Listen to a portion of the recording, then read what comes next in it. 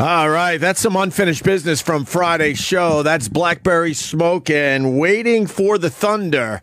Got Theo Von in studio. I got to explain this to you, Theo. Yeah. I had that band in on Friday. They did 4 songs for us. Well, they actually did 3 and like a third songs for us. Blackberry Smoke? Blackberry Smoke. I looked at them. I'm like, hey, man, you guys got one more. And they started that song, Waiting for the Thunder, the first song off their Like an Arrow album. And right when it's kicking in, they stopped the song. And they said, if you want to hear the rest of that, you got to come see us tonight at the Beacon Theater. Dang. It was hilarious because I didn't see it coming. That's a good move. Out of nowhere, they did that. So that's business. They call that dudes doing business pretty much. I hear you. So I figured, you know what? Why don't we start the show with that song? We have in the past, and whatever. There you go. They're good, man. They sound really good. They remind me of my childhood, kind of. How do they remind you of your childhood? Just like listening to music like that where you just felt like, you know, when you were listening to it, like things were happening, you know, like people were making love in the distance or people were, you know, somebody was just, you know, getting a bad tattoo on their arm by a friend, you know, or just like things that just made you feel like your brother was drunk driving around the block, you know? Yeah, you're talking about just feeling alive. Yeah. I kind of understand what you're saying. It felt alive. Like I've never listened to Ariana Grande and been like, oh man. Oh, God, no. I really got something special today going through my veins, There's you know? something to be said about country music and Southern rock in general where they make you feel alive. They paint a picture, I think. Those two genres can paint a picture of a night in the South. Blackberry Smoke. I think you would like these guys. I do like them, man. I'm actually really interested. I'm going to listen to them. I don't listen to a lot of music, unfortunately. Why not? I just feel like you're too young to be tapping out of music. I'm an older guy, so I'm starting to tap out a little bit. I don't like the fact that I'm tapping out, but lately people have been turning me on to some good bands. Yeah. Yeah, I don't know what happened to me, man. I think I listened to it a lot. A lot of music I got scared. A lot of music ended up scaring me when I was young, like that Dio, Rodney James. What's that guy's name? Rodney James Dio? Maybe? Yeah, sure. Yeah, some of the music just ended up scaring me. Went to a couple of concerts and almost got attacked, almost got molested one time at this Marilyn Manson show. I could see that happening at a Marilyn Manson show. Yeah. I don't want to piss off Marilyn Manson, but I think if you're going to be molested, I could see it happening at that show. Yeah, not even people that were like real molesters, like people just doing it kind of for fun or like, you know, to kind of like dark artists, you know? How old were you? I think we're about 15. All right. Yeah, that's prime molesting age. Yeah, some dude. They had a substitute teacher at our school, this guy named Big Richard. Yeah, who actually ended up being a pedophile. He was sentenced on it, so I'm not talking outside of school, you know. But he was I guess I don't know if he was registered or unregistered. He might have been working freelance. He might have been an unregistered sex offender. But really? Yeah, just kind of going about it on his own means. But I don't know all the. You don't know the ins and outs? I don't know if it's union. It's not unionized, is it? What, the pedophiles? Yeah. Well, they got their groups. But I mean, why do you have to register then? You don't get a. Well, you got to register. You got to register so people know if they have one in the neighborhood.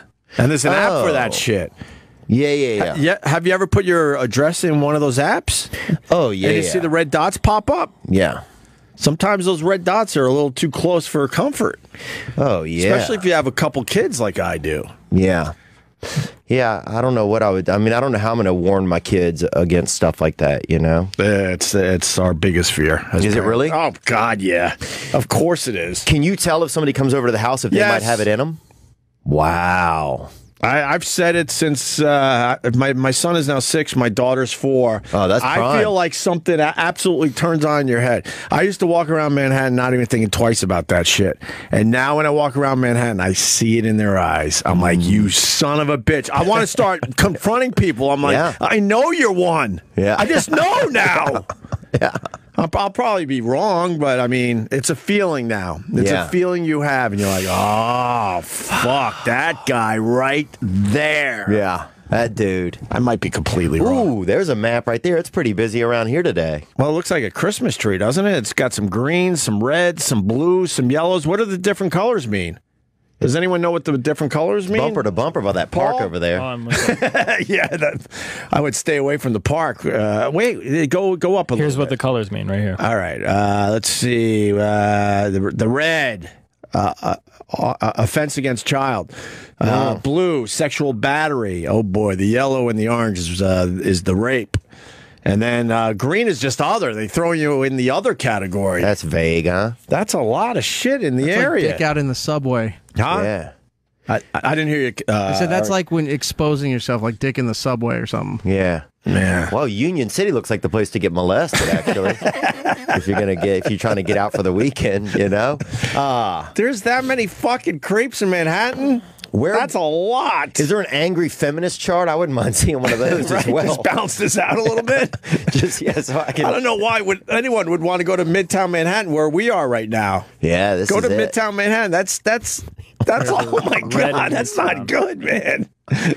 That is not good. Why would you go see the Christmas tree? There's a lot of fucking creeps in the area. Yeah, somebody's liable to try to chew on your tinsel while you're down there. I was telling Theo, I feel nauseous. Yeah, and it's one of two things. I went and got my teeth cleaned right before the radio show.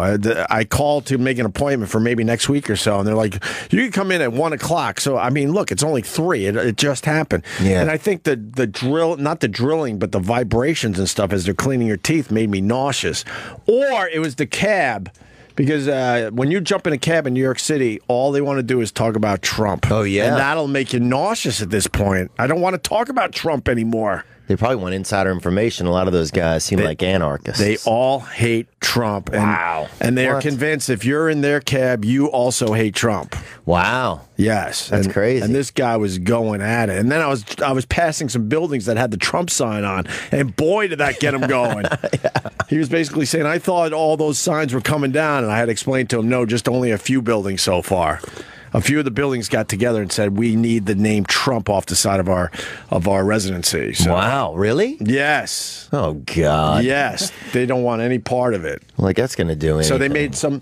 So they had some kind of petition that everyone signed, and they got it done, man. So the name has come off some buildings. Oh, that's like that.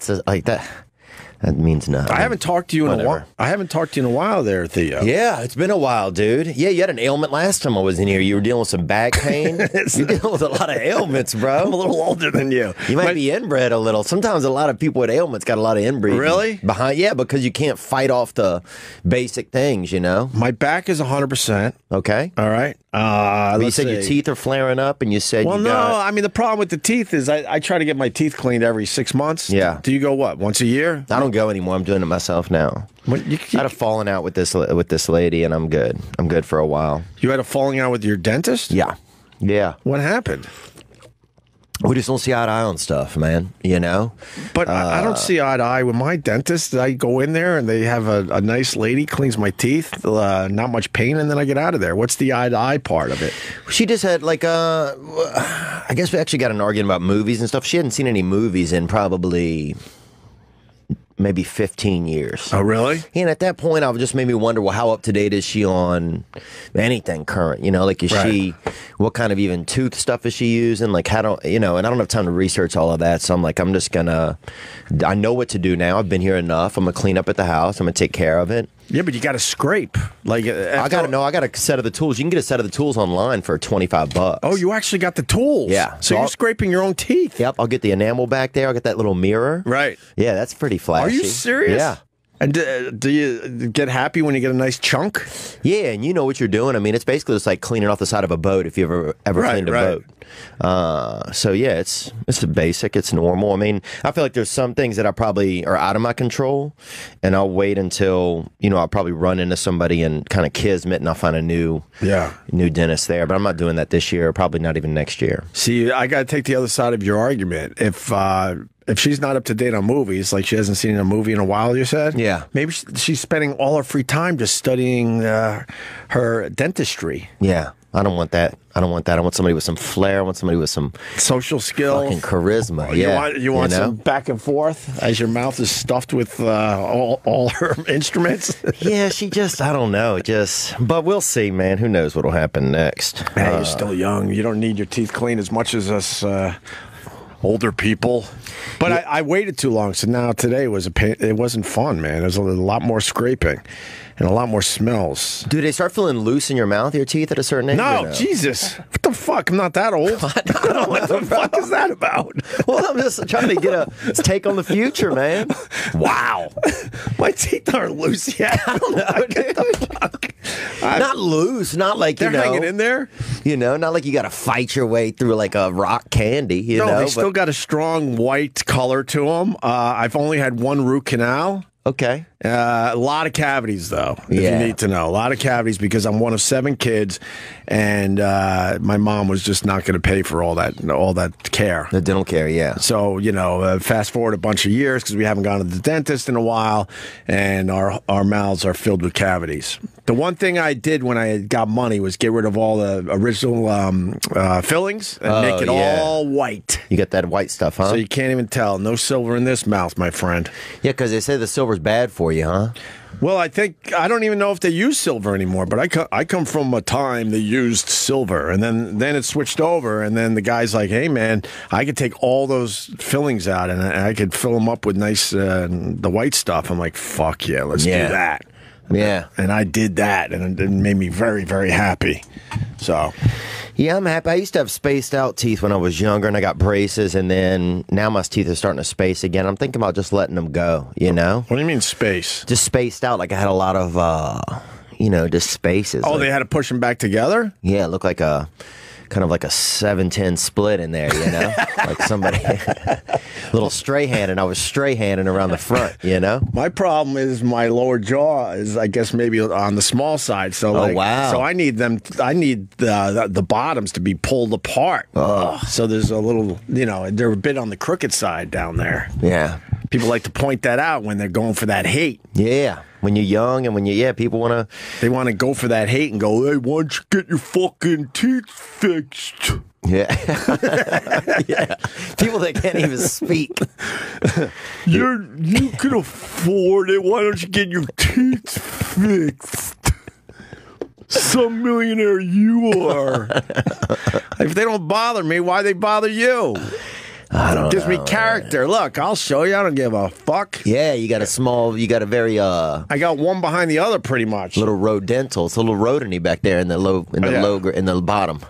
They said I could get some of those adult braces, but I don't know. I think that's creepy when adult people get braces. Yes, Eric. Just get veneers. Yeah, why? Why? My crooked teeth bother you too? No, I don't care. But okay. I just would do it just because the whiteness of the veneers annoys everybody even more. Yeah, get true. veneers. Those are fake. Yeah, well, they redo. Yeah, they rebuild your whole teeth, and it's super white. No, I'm gonna hang in with my original teeth as long as I can. You're no fun. They have the Invisalign or whatever it's called, though. I could get that, but the guy said he goes, "You might talk a little funny," and I go, "You obviously haven't heard my radio show." That's it, man. I talk a little funny already, so I don't know. I'll figure all that shit out. How's California treating you, Theo? It's okay, man. It's a little scary after the presidential thing, after the presidential election. Why is it scary to you? Just people crying into their billfolds, just like a lot of liberals are upset. And everyone seems to be upset. Yeah, I just think it's a perspective thing. I think people's perspectives are totally different in certain areas in their lives, Yeah. I don't think anybody's wrong. I just think that their perspective's different. Right. Like you grew up poor in the Midwest or the South, like your idea of what life is totally different. Your reality is totally different than if you live in Seattle. Right. You're 100% right about that. And there's nothing wrong with those people. It's just I feel like a lot of it's the media is the television is to blame. It amazes me that Hollywood hasn't taken more responsibility. Mm-hmm. You shove garbage TV down people's throats for 30 years. Right. Like reality TV. I'm a product of it. I was in reality TV. Like I realized it was did you junk. well, right? Yeah, it was fun to make a little bit of money, but I also realized after 5 years, like, this is junk. You realized it was junk as you were doing it? Yeah, there's just no future in it. Right. I was like, what is this? I don't have no message. I'm not I'm just somebody else's Muppet, Right. But yeah, but you made something of yourself. A lot of you of your fellow reality stars didn't do much after they had that fame on TV. Yeah. You have moved past that, my friend. Yeah, I migrated, man. It took a while. You know, it took a while to get into comedy. It took about 13 years of work. Yeah, you got to work hard at it. Yeah, you got to work hard at it. A lot of these reality stars, they think that fame is going to last forever, and they're not working toward anything. Yeah. As soon as the TV show dries up, they're fucked. Oh, yeah, and it can be a dark fall for people, too, because you're really popular, but you don't have any money. Is the worst part. I mean, I remember asking people for money at the bus stop to get on the bus. Right. And they would recognize me. And they probably thought it was a joke, like you were filming some new TV show. Hey, man, I'm part of Theo's show. Give him money so he can go on a bus. I think it's going to be on MTV this Saturday. Yeah, man, it was a wild time, man. I can relate to that on a much smaller level. I was never, obviously a TV star or reality star, but in radio, you get quite the name for yourself. And when I first started getting a name for myself in radio, I was in Buffalo, and I was doing nights and helping with the morning show. Oh, yeah, Brother Wee's country, huh? Oh, no, well, that's Rochester. That was a step after that. But even in Rochester, it's fine. Yeah, I was getting a little fame up there through Brother Wee's more than what I was doing. And then people would be like, they would freak out when they meet you. And I'm like, yeah, that's great, but do you have a few bucks so I could eat? And I wasn't even joking.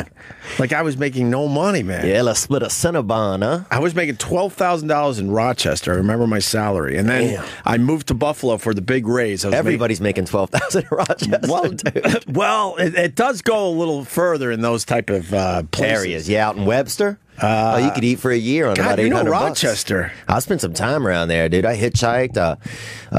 Buddy of mine vomited in his car out by Days Inn out there. Sure. I was there for St. Patty's Day.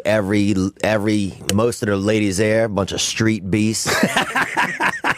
They're all like, all of them just look like 700 of the same exact 5'3" Rubenesque, beautiful little freckled Muppet up there. I gotta tell you, it has changed over the years, because then I moved to Buffalo to finish my story, and I'm gonna tie what you're saying into it, definitely.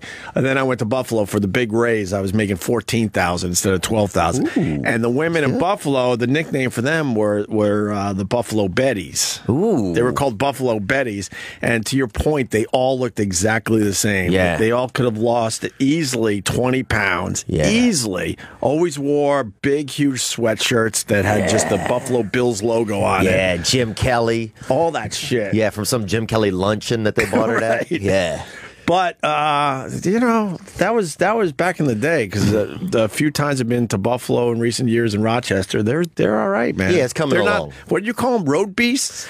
Oh, they had some real. I'll tell you where they had some real slam pigs that I met. Actually, was over in Manayunk, Philadelphia, out in that area, dude. All right, I've been there. Buddy of mine took me to an attic there one time where they were serving liquor and it was packed, and they literally just played the Philadelphia Eagles fight song 100 times in a row. Over again. That's Philly, all right. A couple of girls were dressed in Christmas lights, I remember, dude. Well, it's one of those... and I wish the power would go out after I saw their bodies.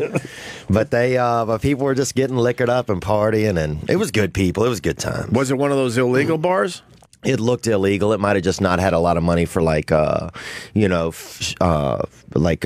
chairs and renovation and stuff. Well, Philly's known to have those after-hour bars that are illegal, and you'll just pull up to like a row home or something and know which door to knock on, and then you go through a door and it's like, holy fuck, this is pretty awesome. They got it set up like a bar. Yeah, that Philly's was known for that shit. I haven't done that in a while, but it was a good time, man. But probably about, God, how many years ago now? I don't know, like maybe 8 to 10 years ago, we hit a few of those joints over the years. Yeah. Bars are closing.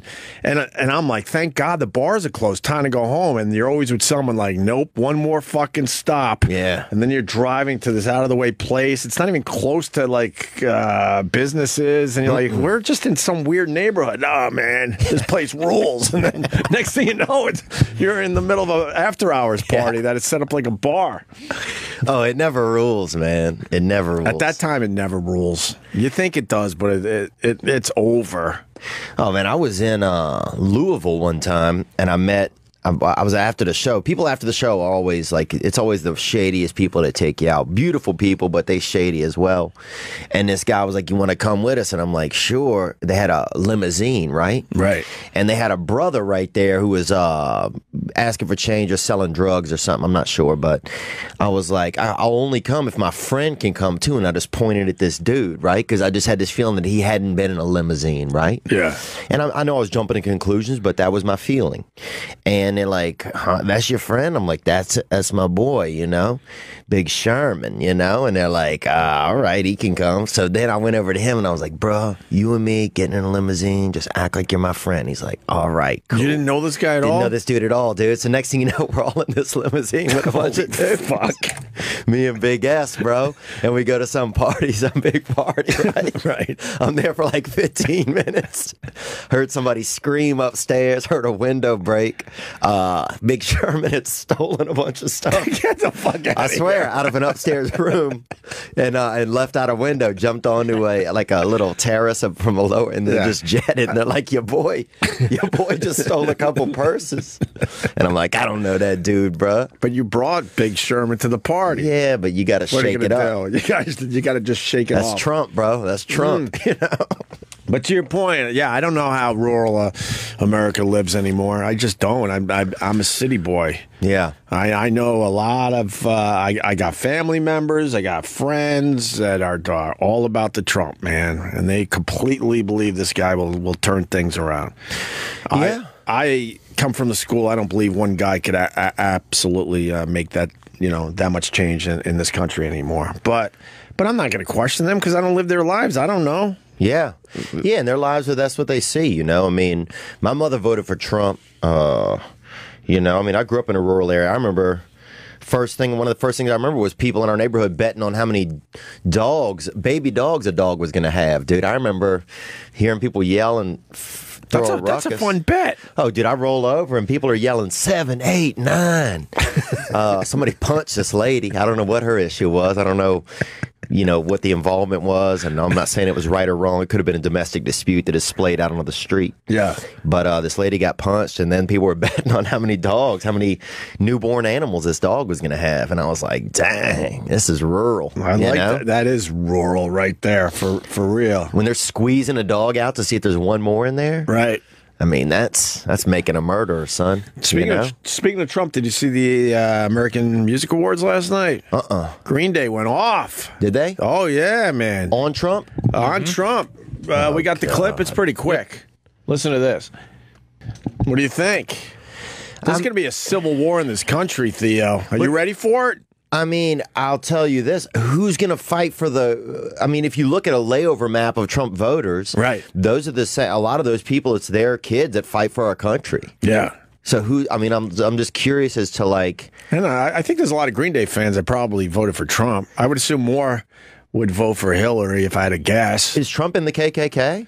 He was endorsed by the KKK. So, but whose fault is that? That's the KKK's fault. Those people are scumbags. He can't control the fact that the KKK endorsed him, right? Yeah, of course they're going to endorse him. They also endorsed what's his name's new all-white sneakers, the ones by Pharrell.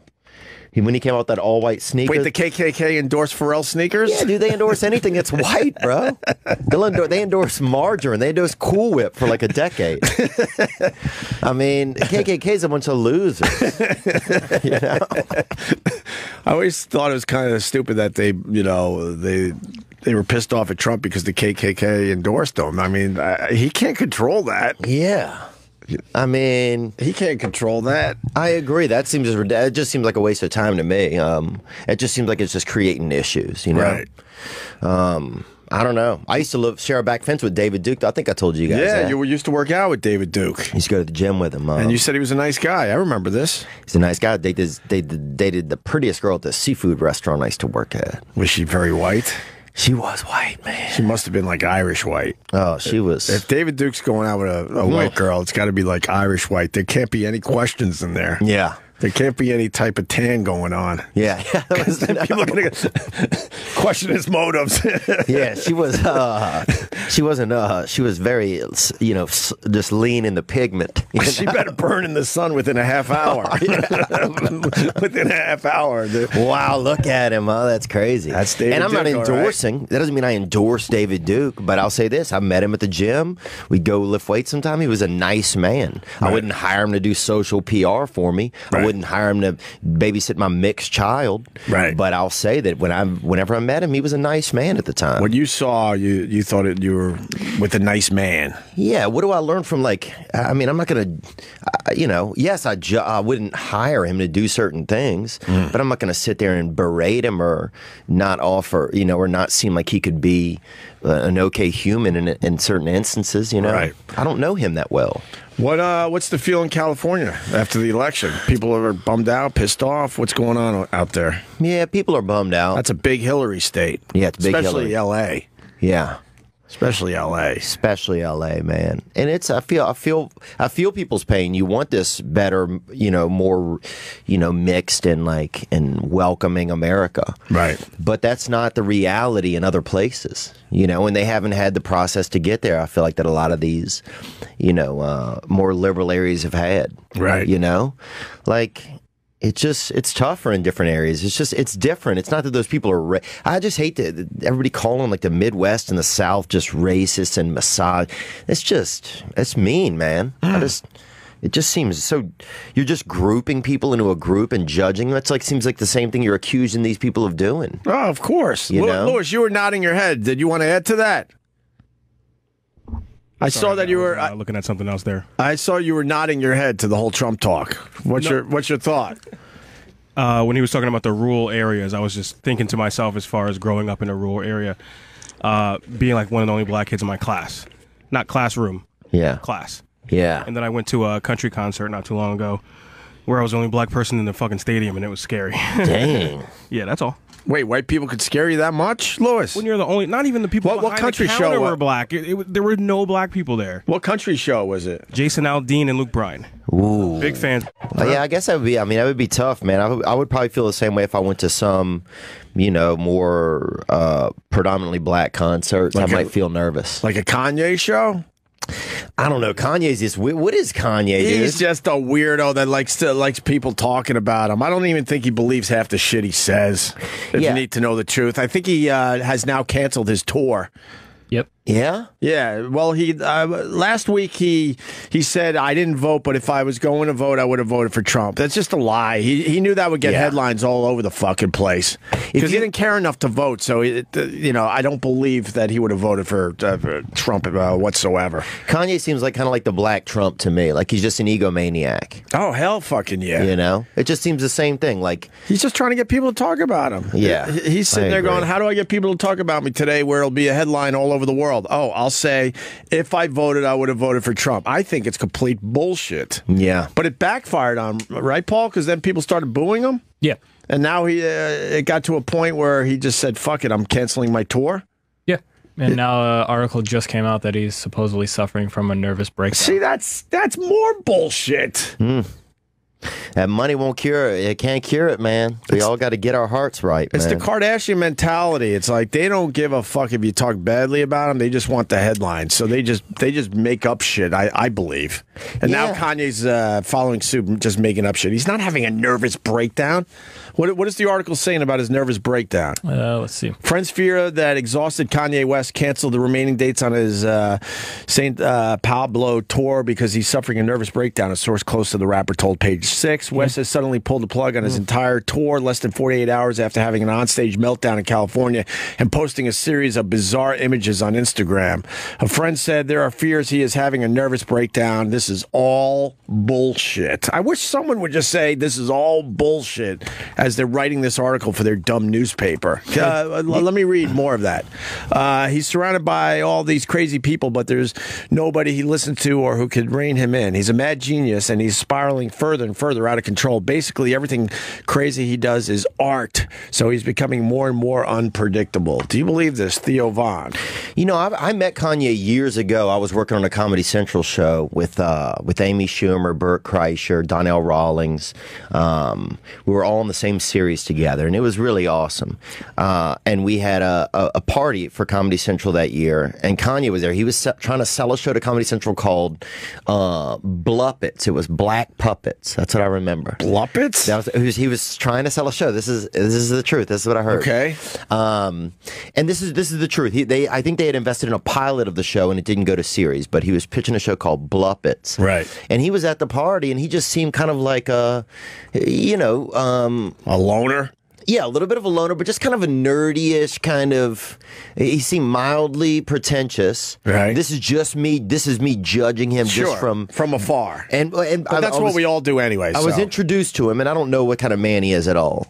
But that's what he seemed like, and he just seemed like kind of a nerdy dude in a sweater a little bit. Right. But yeah, he's come a long way. Where's his meltdown? We got a little taste of that, Paul. Let me look through it. Okay. Oh, we have to look through the whole thing to find the meltdown on stage? Oh, no. Was that Bluppets? Yeah, I just found the... Oh, you found some Bluppets? Yeah. That's awesome. You want to see a little of this? And put my penis inside your vagina. Oh! You can receive behind the scenes. Is that Mark Wahlberg? It's like a compilation of everything going into making it. Oh, really? So the Black Puppets said that to Kanye's wife, Kim Kardashian, as Kanye was there. And that's where it has comedic value there, Theo. Because then he gets to go, whoa, no. It's supposed to be called Alligator Boots. Ooh. Really? Sounds like it might have been pretty good. It might be all right.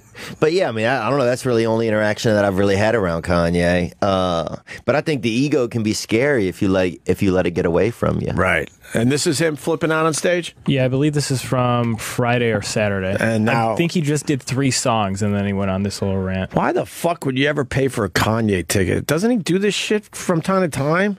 Yep. He could have finished his show when Kim Kardashian was being robbed in France. Easily could have finished the show because he knew right away that she was completely fine. Yeah. So, I mean, what's the difference if you're there, an hour later? But these days, I feel like this become entertainment that people just want. It doesn't matter what it is. As long as it's, they want to see a breakdown or they want to see. Yeah, they know that's what gets the headlines these days. Yeah. Of course. Let me hear a little of this, Paul. Right now, press, get ready to write your passive-aggressive LeBron James racist comments, season 4 racist comments. Get ready to have a field day, press. Get ready, because the show's over. He's just a dick. Sometimes you're just a dick, Theo. Sorry. Not you, but people in general. He's just a dick. Well, you can afford to be a dick when you got that much money. It's like that's the height of it. You're just a dick at the end. He has money to burn. He doesn't give a fuck about his fans. Look, he just made me extremely angry, and I'm not a fan of his. So imagine being a fan of his, and you worked hard to get your money up for your ticket, and then he's pulling that horseshit. He's just a dick. Yeah. There's nothing intriguing about him. He's not that fucking brilliant. He's just a dick that knows how to work the media. Yeah. Now we're all talking about him today. That's what it is now, man. I remember, I'm trying to think of the first celebrity I ever met. Who was the first celebrity you ever met, man? You remember? Wow. That's a great question. First celebrity I ever met. Could be Pistol Pete Maravich. Wow, really? Could be. He lived in my hometown, man. He's one of my heroes. Yeah. We make fun of E-Rock's hero list, but Pistol Pete is certainly one of my heroes. And I met him when I was about 12 or 13. I'm trying to think if I met anyone before that. Someone local, maybe? I think that might be the answer right there. That's awesome. I think that's it. He died out in Pasadena out there shooting hoops out there. Shooting hoops. Turns out he had a shitty heart. He had a bad heart. That no one knew about. He played all those years in the NBA with a shitty heart. I think he was missing a whole artery or something. They said that's crazy that he even lasted to the age he did. I think he died in his 40s only. Late 40s, something like that? Mid-40s? Yeah. So, who was the first celebrity you met? You know, I don't know who it was. It might have. They had this gentleman named Morgus that was like a small town. He was like he was on the news, and he had like this haunting kind of TV show that was on at night, and it was like him working in a basement. Right. He was kind of looked like a transvestite, like an early transvestite. Yeah, that's him right there, Morgus. He was, oh my God, that guy. He was like a Louisiana legend, kind of. And he lived down the street, not too far from us. Right. Morgus, what kind of show did he do? He was just like... He looks like a mad scientist. Yeah, that's what he was, man. And he would just do kind of dirty things in his basement and stuff. What kind of dirty things? Was he doing experiments? Yeah, experiments, potions and everything. Oh, all right. Would he sing songs? Was it a kid's show? Was it public access? Was it titillating? I don't know. It just came on after the news. I remember if you stayed up late, you could see it. You could Definitely see more public access. Yeah. Why are you saying definitely? Well, you can just the look of it and everything. I don't know. I mean, that's some local TV, Paul. Yeah, it's local TV, man. It wasn't. That's what it was like when we were kids, right? That's what you got. That's what I hate about living in New York City. I miss local TV. Oh yeah, it was beautiful. You man. get out into the suburbs, and that local TV is fun to check out. Well, I remember my mom won a perm one time on the radio. Speaking of radio, man, she won a perm, man. She won it outright. That's just the worst radio prize ever. Oh, it was great. Was it a tight perm, or did you win the loose one? No, it was. I mean, it looked like somebody just deep fried my mother for about 9 seconds. You know, just beautiful. Oh, you liked it? Oh, dude, my mother drove a Ford Festiva, right?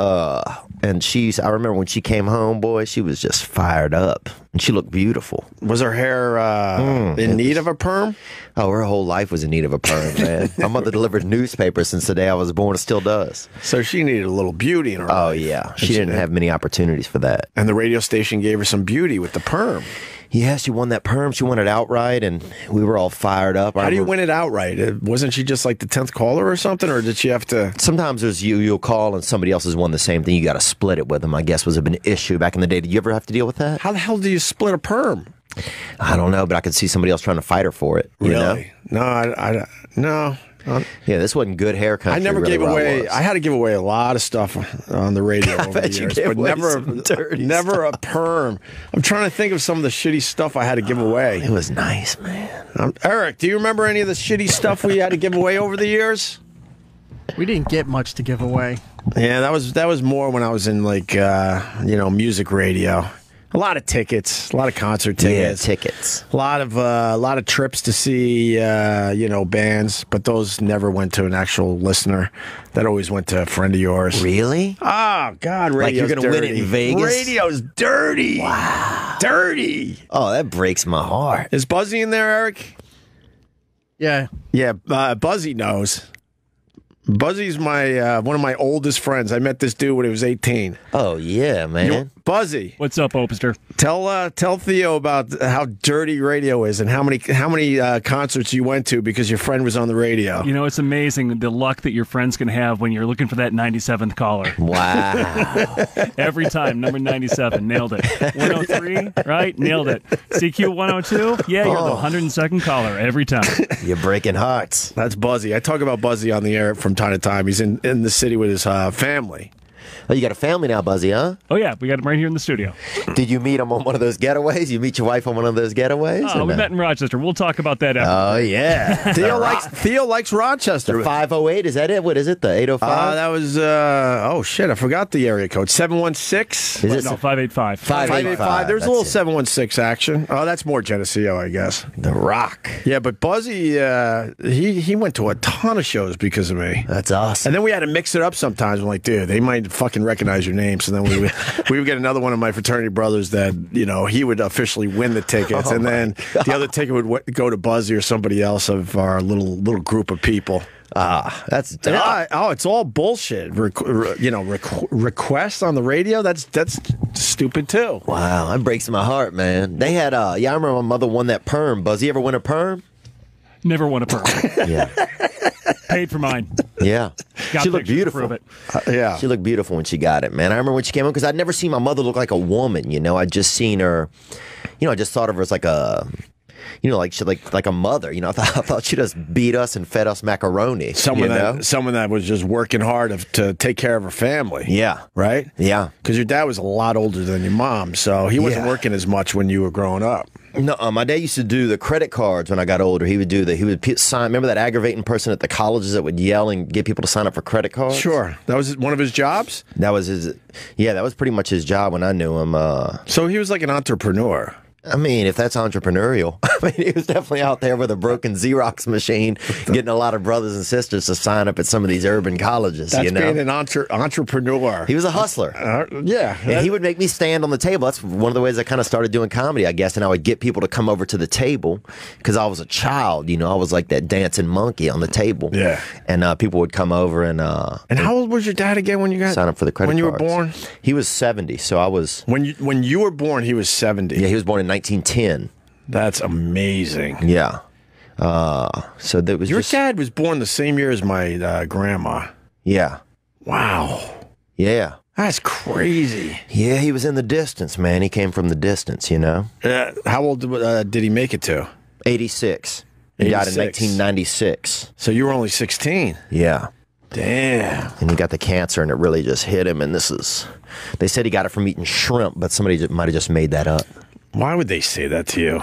I don't know. What kind of cancer did he have?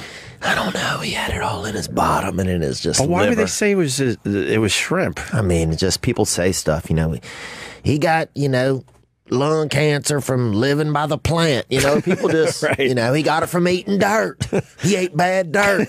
People's always, How polluted. That's what you get for using barrettes. You got head cancer. Right. How polluted is the shrimp that you get cancer from it? That's Louisiana shrimp. Louisiana shrimp. That's got to be glowing on the plate for it to give you the cancer. It could have been bad, man. In 2008, GAO found the FDA tested only 34 shrimp samples for residues of nitrofurans, a chemical not approved in the United States for aquaculture, and one specifically singled out in Kramer's FDA testimony for its ability to cause... You guessed it, cancer. Cancer. Damn. So that was it, huh? Maybe someone was onto it. They knew. Yeah, there might have been some dark shrimp in the area. That, man. I'm not eating any more shrimp. Fuck that. Why take a chance? I guess he was risky. I guess he was a risky man. Right. How long did your mom's perm last, and then what happened after that? Well, I'll tell you, this ties back into what we were talking about, small town television, because they had a man on the TV selling chairs. This man, Big Charlie, was selling furniture. I think it was Big Charlie's Chairs or something, Big Charlie Furniture. And this commercial would come on, and you could call, and they would send a chair. He was going to bring a chair to your house and show you the chair in the comfort of your own home. Yeah. He was like, it flashed on the screen, double comfort, the most comfortable chair in the comfort of your own home. Nice. And this is when America only knew, one amount of comfort, like double comfort. Was unheard of. Oh, dude, could you imagine that much joy going through your skin, Right. So I remember I called that number because I was thinking, Big Charlie, this dude seemed like a hardworking guy. My mother's a hard worker. I'm going to set him up. I'm going to have Big Charlie bring the chair, right? Mm-hmm. And I'm going to set him up. I'm going to play a little Cupid, So I called. They're like 4 to 6 weeks, and I'm like, this perm is not going to hold out that long, Oh, so you were thinking, when your mom was looking good with the perm, I got to get Charlie over with the double comfort chair. Yeah, because I never thought about my mother and like a dating or like love in her life. I just never.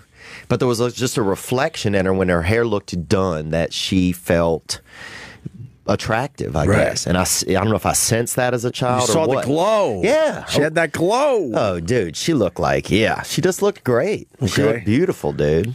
So I set him up, and they said 4 to 6 weeks, and I'm like, we can't, And you knew the perm at that point was going to be on the droopy side. Yeah, it was going to be. And there's no way we're going to win 2 perms. Like, Were they still giving away perms on the radio? Oh, I don't know, but we weren't that blessed, The odds of winning 2 perms, 1 family? That's pretty amazing. Come on, bro. What? Not on who. I mean, I couldn't see it happening, but so I called. They said 4 to 6 weeks. And then I remember my sister yelling up the stairs one day, Theo, somebody's here. And I come running down. And I remember looking for my mother. You know, I'm like, I'm ready. This is, I'm ready to be the son of a furniture man, dude. I pictured us living at Big Charlie's, just sitting on all types of furniture, eating off of a couch. I pictured everything, you know, sleeping on big beds, and and I opened the door and they had two. Big Charlie wasn't there. First, I saw the chair. And it did look better on television. I remember that. It looked like a bunch of kind of discontinued chairs that they had put together into like a new type of chair, Right. And then I saw they had two adult lesbians there. Big Charlie wasn't there. Why the fuck doesn't Big Charlie come with the comfort chair like advertised? I know. That was, I guess, what kind of shook me. And then they came in. One of the ladies looked kind of kidnapped. One of them definitely looked like an adult lesbian. So, 90s lesbians, basically, the real healthy one, and then the one that was kind of just still, trying to get an associate's degree, And they came and they showed us the chair and everything. And and one of them helped herself to a glass of water, the stronger one. And my mom got upset, not at them because they were lesbians. One of them was a real bossy and just demanding we buy the chair. And I remember they sat me in their lap like I was part of their family, and like they was showing it off, and she threw us all out. My mother threw me out too that day. Why did you get thrown out? Yeah, I was for part setting of up the comfort, wasting people's time. Setting up the comfortable chair. Wasting people's time, dude. And then was your mom's perm okay though? Because it sounded like you were going to fix up the perm before the chair arrived at your house. Let me think. It wasn't as nice as it was. I mean, it was like you could still go to the casino, but I wouldn't go to dinner in that under that hair. Okay. I mean, maybe you could go to like Pizza Hut, but I wouldn't go to like the crab place, The fancy crab place in town? I wouldn't take her to that place. So did you guys ever meet Charlie? No, we never met him, and I got a little disenfranchised with big business and commercialism. Well, it sounded like it was a bit of a bait and switch. Yeah. They had you all set up, and then they switched it out, and instead of fucking Charlie coming to your house, you had the lesbians.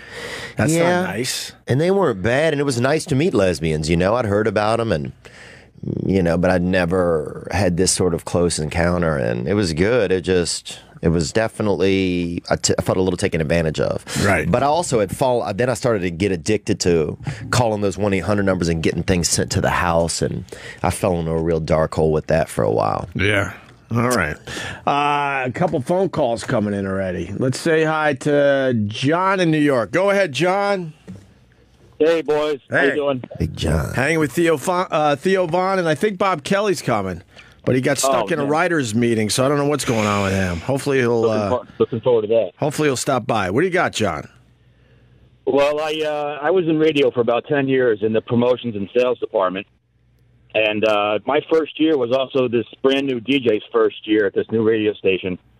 And I learned real quick how these promotion things work and who gets the prizes. I wanted to do it the right way. We actually picked a couple to win a Super Bowl party, which was actually a full-blown big screen TV, complete catered package, signed autographed pictures of the players, the whole nine. And we scouted out the person who we actually picked to win, and it turned out to be in this dumpy trailer park. And we both looked at each other and we're like, no. Yeah, so we drove over to the nice side of town where these really ritzy houses were, and suddenly, magically, that guy won the prize. Wow. Yeah, man. And I learned right away because I was trying to be naive and just say, like, no, these guys really need it. And the DJ was like, hell no, man. We're not spending the night here. Right. Dang. All the DJs were going, it was like the whole station was going to this guy's house, and we weren't going to go in some flea-bitten trailer park place. Yeah. Me and Anthony, I should call him to see if he remembers this, but we had I think it was at NEW when we didn't have much of a name for ourselves, and they had this Super Bowl contest where they sent me and Anthony to watch the Super Bowl with you at some house. Wow. And you get a TV. I'm trying to remember how big. That's what this was. That's exactly what this was. Okay, Wow. I'm trying to remember how big the TV was, but at the time it was very impressive as whatever. Just picture that TV in your head. So you win the TV, and me and Anthony bring the TV to your house and watch the Super Bowl. Big Charlie. And we fucking showed up, and boy, they cared about the TV and didn't give a shit about us. And we had to just sit on this fucking couch, me and Anthony, for like 3.5 hours. And we didn't have the balls to say, fuck this, because we didn't have any name yet. We had to just deal with it. Yeah. And they were being polite to us and making sure we had beer and food, but they didn't give a fuck we were in their house. Man. Not Dude, even. That is exactly what happened to us. The whole station got blown off. They cared about setting up this. It was like a plasma screen, too. It was big. Ooh, that's Right. nice, yeah. Yeah, but not one picture, not one. No one cared, Theo. They didn't care in the least. And you guys, caller, you guys gave him, is it John, I think? Yeah, John in New York. John, you didn't give him so you bypassed the poorer folks and you guys went over to the fancier place, is that correct? And they did not need it. They already had big screens. They had like a complete man cave. Do you still feel bad about it ever or no? How do you feel? Hell no.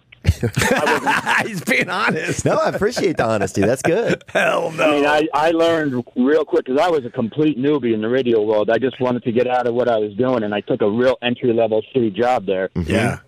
And, I mean, I walked into – everybody was a complete pro, and I just didn't know at that time with the way it – and you were right, what you had said, too. They used to have a board. It was like a dry marker board in the studio, and they had names on the left-hand side and locations on the right-hand side. And they would say, like, Steve from Goshen. Right. He requested this song. And Steve from Goshen. Did I lose you? Oh. I think were you doing or did I lose you for a second? Sorry, man. All right. So, yeah, no. We had that. It was just random name, random location, and it made it sound like somebody actually called in, but they didn't call. Oh, you guys were lame. I could figure out my own fake name in my own fake town.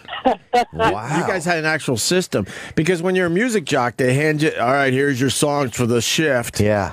And then, while the music's playing, you're bored shitless. So you're flirting with girls on the phone lines. You're just talking to them. You'll answer 100 phone calls by jerking off into an empty coffee all cup. that shit before you have to talk again. You just work the phones because you're bored. It's just pushing buttons. Who gives a fuck? I was almost out of this business because I'm like, I don't give a fuck that my voice is heard on the radio. No one gives a fuck that I'm introducing a Rolling Stones song. Who cares?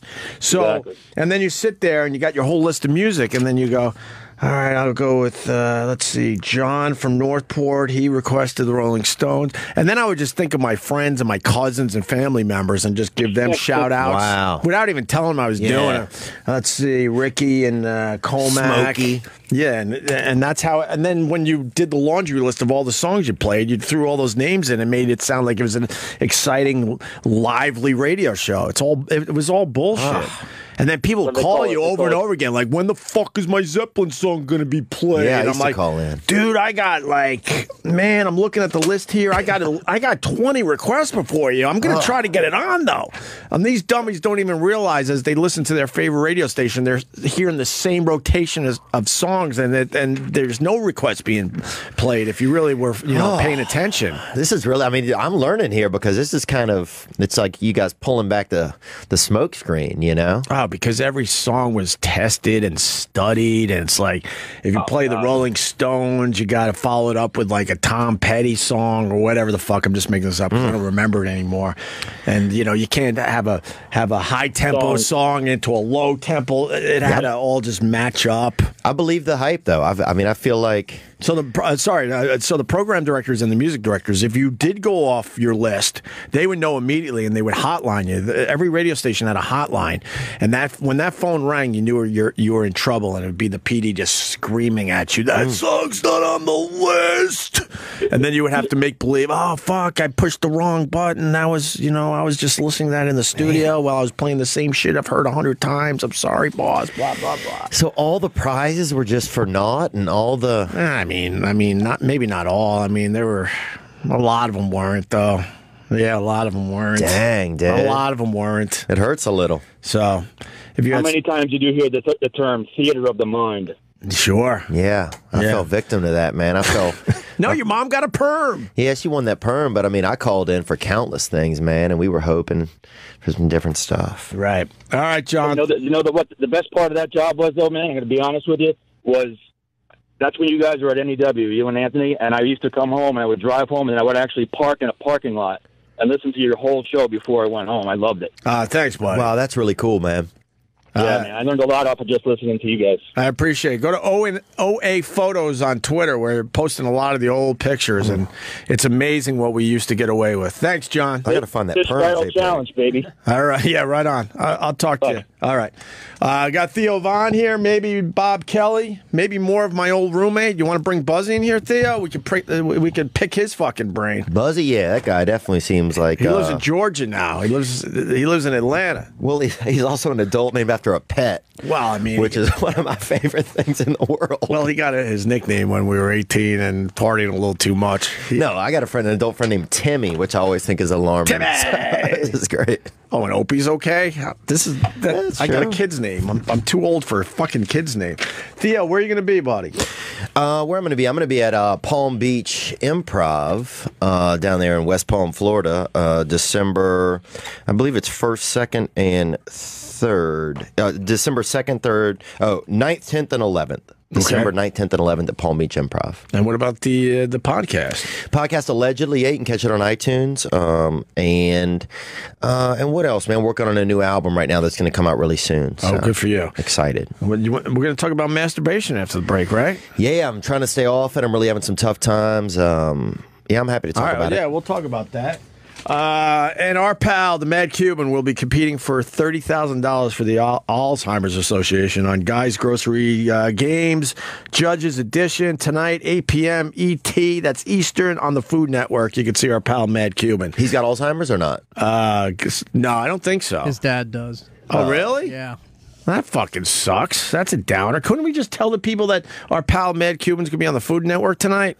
Well, that's the reason he's doing this special edition tonight, to raise money for it and awareness. All right, very cool. All right, more with Theo Vaughn. Stay there. All right, that's Club Soda Kenny. Is that song 10 years old? No. How many? Officially, it's 5 years old. Oh, okay. And that's not that in bad. In the United States, it's 4. But I saw that. I'm like, that started to make me feel old. That's a quick 5 years is what you're saying? Very quick. Yeah, Club Soda Kenny singing that. What was her name again? Carly Rae Jepsen. Is she still happening? In some places, I guess. Not really? I think in Canada, she's still big. Oh, all right. Yeah, but it's her birthday. Happy birthday. How old is she? 31. 31? Over the hill. Oh. Yeah. That's over the hill shit for someone like that, right? Everything's big in Canada, though. Sheer Joy is still popular in Canada. That's just stupid, isn't it? I mean, it's not realistic, apparently. No. Actual radio giveaways are still popular in Canada. Oh, Theo's so bummed that I tore back the curtain on that shit. I am, man. I am honestly a little disheartened. I want to get a show going with a whole bunch of old radio guys, the guys that have been around forever, and man, the stories you'll hear. Yeah, we got to do that, Eric. Okay. We've been teasing that for a long time, but that would be a lot of fun. I got one of my oldest friends in studio, Buzzy. Hello, Greg. His name's Jeff.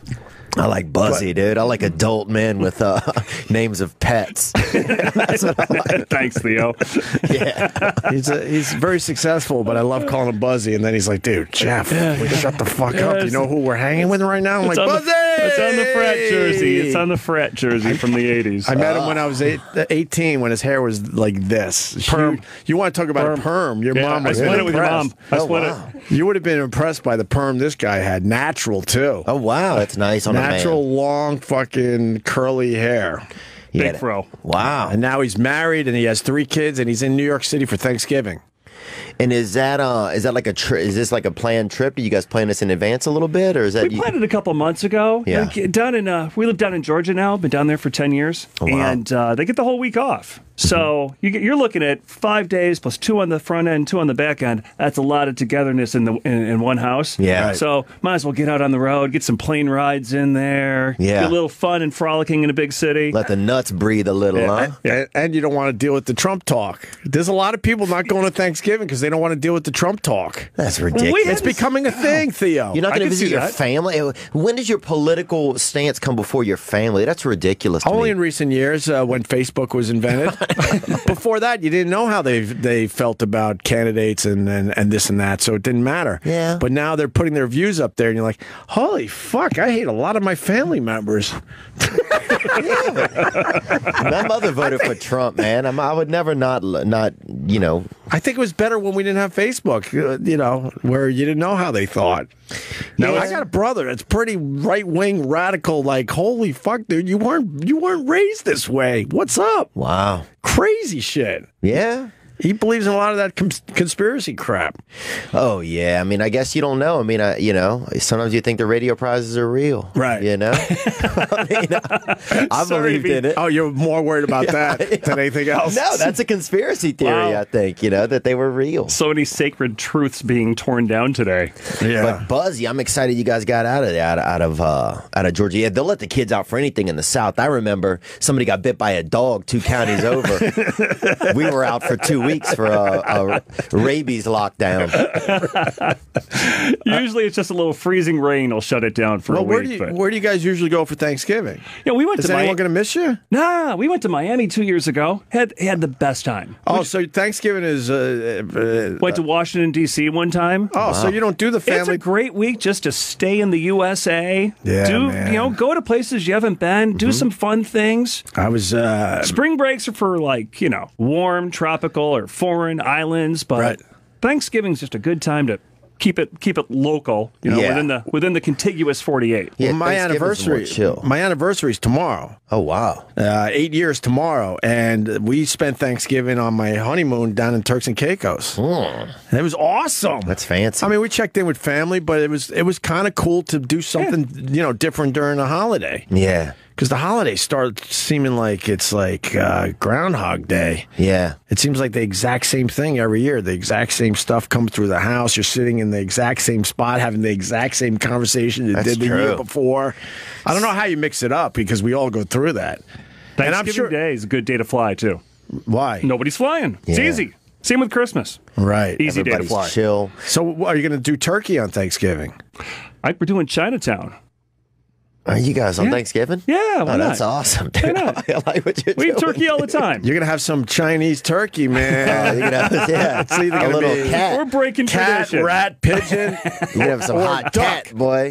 We're breaking with tradition duck. this year. Yeah, dude. I've had a pony before, actually, at a wedding one time. Pony. And, I've had pony. What else have I had, really? Pony sounds horrendous. It wasn't bad. It wasn't bad. Tastes kind of like a kid's birthday party a little bit, kind of leaves that taste in your mouth. I don't mind a little pony. I don't mind eating some exotic meats, man. What would you eat on a plane? If you was on a plane crash, I always wondered what you'd eat. What would you eat? What ethnicity are you going for if you're in a plane crash? So Buzzy? this is alive. We're flashing back to alive. Yeah, okay? you're there. Your plane crashed. Well, give me some options. You got to pick. What kind of people are on the plane? Give me a few options. Everybody. Okay, everybody's on there. Black, a black dude or girl? Yeah, all of it. It's all available. Oh, give me some actual. Okay, you got a Vietnamese guy. All right, Vietnamese guy. Yeah. All right, let me write this shit down. Okay, damn, dude. That seems like that would be a little gay. You're like, this is like Jeffrey Dahmer's game show. All right, Vietnamese guy. That seems like it'd be a bit on the gamey side. You definitely got a. No offense to our friends out there. No, you got a brother and a sister for sure. How dark? I think the brother's mixed, but the sister's dark. I don't like dark meat. Okay, well then you're not going to eat there. So now I got another guy option. You got a Greek. You got 2 Greek women that are real hardy, thick in the neck, and you got a lot of people like Buzzy. You got a lot of very white, a lot of safe whites. And a couple of children on there. Jesus. And the children are on an athletic team, though, so they're strong in the legs. I think we're driving home. Well, we're driving home next week. Okay, then you're in a car crash, and it's a really big car. I'm just saying. And they're alive? Yeah, you guys don't believe everyone's alive, and so you're going to, No, everybody's only going to be alive for about another half hour. That's what I mean. All right, and you got to eat. All right, you can't kill the kid. That's stupid. I'm going, I would go Greek. Oh, wow. I would have to go Greek. I could see that. Right? Yeah. It's up to you. What's your choice? I'm going hungry. Oh, you really? I'm going hungry. I'm thinking. What part of a human body would you eat to survive? Oh, I'd eat the ass off that little Vietnamese in a heartbeat, brother. I would just chomp the cheeks off of that beautiful thing because they're clean meat, I've heard. And outside of that, I'd probably save the sister. I'd freeze the sister probably for like a holiday. Yeah, because we might be out there for a while. You mean pack it in snow? Yeah. bucket of snow. And then I'd have a couple of the children, man. You're kind of looking forward to this, aren't you? Well, I'm not going to land out there and have no idea what I'm doing like you guys are. Would you eat your own body part to survive? I don't know. Take a couple toes off, maybe. Try to figure out which toes you could, survive if you didn't have. I got medium arms, man. I've always had. I know, but then when you get back to like civilization, you got a big chunk out of your bicep. That's going to be pretty awkward in the gym. Yeah, it's true. Long sleeve shirt. Yeah, I go long sleeve. But I'd probably. I don't know how you eat your arm. How you lose your arm? I ate it. That's a cool story. Good story. Buzzy, Trump, Georgia. How do they feel down there? Oh, man. And, it's funny. Atlanta is different than the rest of Georgia. It's two worlds. Right. It is completely two different worlds. Because you get out into the rural parts of Georgia. And they're all Trump, right? Absolutely. Okay. That makes sense. Absolutely. Yeah, that makes sense. But Atlanta's all about hating Trump? Atlanta's all hating Trump. It's all Democratic. But guess what? He won. Do you care either way? I fall into your camp. It's like, how much can one guy do? Right. How much can one guy do anymore? I don't think they can do a lot. Yeah, I think there's going to be a lot of Trump supporters that are very disappointed that their lives don't change drastically. Well, it's just like 8 years ago. Hope and change, and it didn't change that much. No, there were a lot of people that... There were some shifts. Sure, but there were a lot of people very disappointed that Obama didn't get half the shit done that they thought he was going to get done. Wasn't the promised land that everybody thought was going to happen. No. Nope. And it's the promised land of people that are doing well. Like their lives aren't that different, you know? I just think there's just a big disparity. And I think a lot of people blame, keep saying racist stuff. I think it's all class, man. As long as they got us fighting about race, we're not realizing that it's class. And that's just that the rich are going to keep getting richer, and then people who are struggling are going to keep struggling, man. I don't think this ends well. I think in 2-3 generations, this doesn't end well. This 2 or direction. 3 generations. I think it's going to get ugly in the next 4 years. Yeah. Well, just look this country is divided. Look at the disparity in the polling numbers. So many didn't see it coming. And who are the ones that are, running the messaging there? Right. It's the class that's up here, not down here. They're disconnected. They didn't have their finger on the pulse of things. Because they're just so disconnected, man. It's bizarre how they're two different classes. It's a lot going on. It's just disheartening. I just hate to see people. It's just perception. You got to see people's perceptions, and people's lives are so different, right? And they're not bad for having that life. They live in a different world than you do. So you see it on the road. You're all over the country. Oh, my mother's a Trump supporter, man. My mother graduated from Duke University. She's not uneducated. She had some bad luck. She had 4 children with pretty much a deadbeat dad, and we didn't have any money. And my mother, sacrificed emotionally raising us. She wasn't available, but she worked every single day, and she didn't accept any welfare. We got some food from the church once in a while, but she worked her ass. She worked her ass off, man. She worked her ass off every single day. She's a hardworking woman. Our neighbors sat there, a lot of them, on their butts. They didn't do anything. Some neighbors that were black, some that were white. We didn't have any other ethnicities in our town, so that's what we had. But sat there. Some of them would even have some of their kids not go to school because you get extra money. You get that dummy check if your kid is dumb. So someone would have a kid not go to school just to collect a check. Wait, it was an actual dummy check? Yeah, that dummy check. It's out there. People that live in poor neighborhoods know about it. Know about the dummy check. Yep. I never heard that one either. That's a real You're making thing. a point in there. It's like when you work your ass off and then you see someone that doesn't work at all and has the same shit as you, that'll drive you nuts. Yeah, and it drove my mom. I know it was tough on my mom, So, but she got up and worked every day, and people were like, well, she's uneducated. No, she was extremely educated. And so she doesn't want to see a ton of programs that aren't helping people. It's just her neighbors collecting a check and not finding any inspiration, And she would just like some money to get that perm. Yeah, that's all she wants, man. Look, dude, that's a little extra money in her pocket so she go to the beauty parlor. Best day she had, man, when she won that perm. So at least you guys didn't give that away to somebody that you knew. It's because neither of us needed it. Yeah, and I'm not saying that Theo's not happy. He won't let it go. I'm not saying that my mother's view is better than anybody's or different. I'm just saying that that's a real view for somebody that lives in that type of environment who wants to work hard. They're not going to vote for a lot of policies that are going to just keep giving money out to sedate a lower class, right? You know, because they see what it does to the lower class. It sedates you. Well, you're talking for a lot of people out there. A lot of people feel the same thing right now. It sedates you, man. They believe that, you know, Trump is the man that'll, you know, straighten some people up. And I don't know if anybody thinks he's really the man. I mean, the dude is definitely spray painted orange. They think he's the man. Some people. A lot of people think he's the man. They get excited when they see him. Absolutely. Yeah, I guess that's true. My mother's not like that. She would have just voted Republican probably no matter who. Did she always vote Republican? Not always. She really liked Bernie Sanders. I had a lot of friends that liked Bernie. I really liked Bernie. I started liking Bernie. I was disenfranchised whenever I feel like they kind of beat him. They took advantage of him, and that made me personally left a sore spot in me, because I felt like seniors got taken advantage of a little bit. He made me think of an older person. And he's an old dude. He shouldn't have worried about his career, and he should have just said, fuck everyone, I'm going to stay in this thing. He should have. I know I don't have a chance or whatever the fuck, but I think he did believe he still had a chance, but he tapped out. Yeah. For the sake of his party, I guess, in the end. But I don't know if he had a choice, man. They didn't want to split the vote. And they certainly were railing against him within the DNC. Right. Yeah. But he has the choice because he's an old dude. You don't care as much if you're an old dude. Fuck it. It's not going to hurt his career. He's only got a few years left with his career anyway. The powers that be, we don't know what powers are out there. You know, they might have frickin' muffed him in his sleep. I don't think your dad was a deadbeat if he had you when he was 70.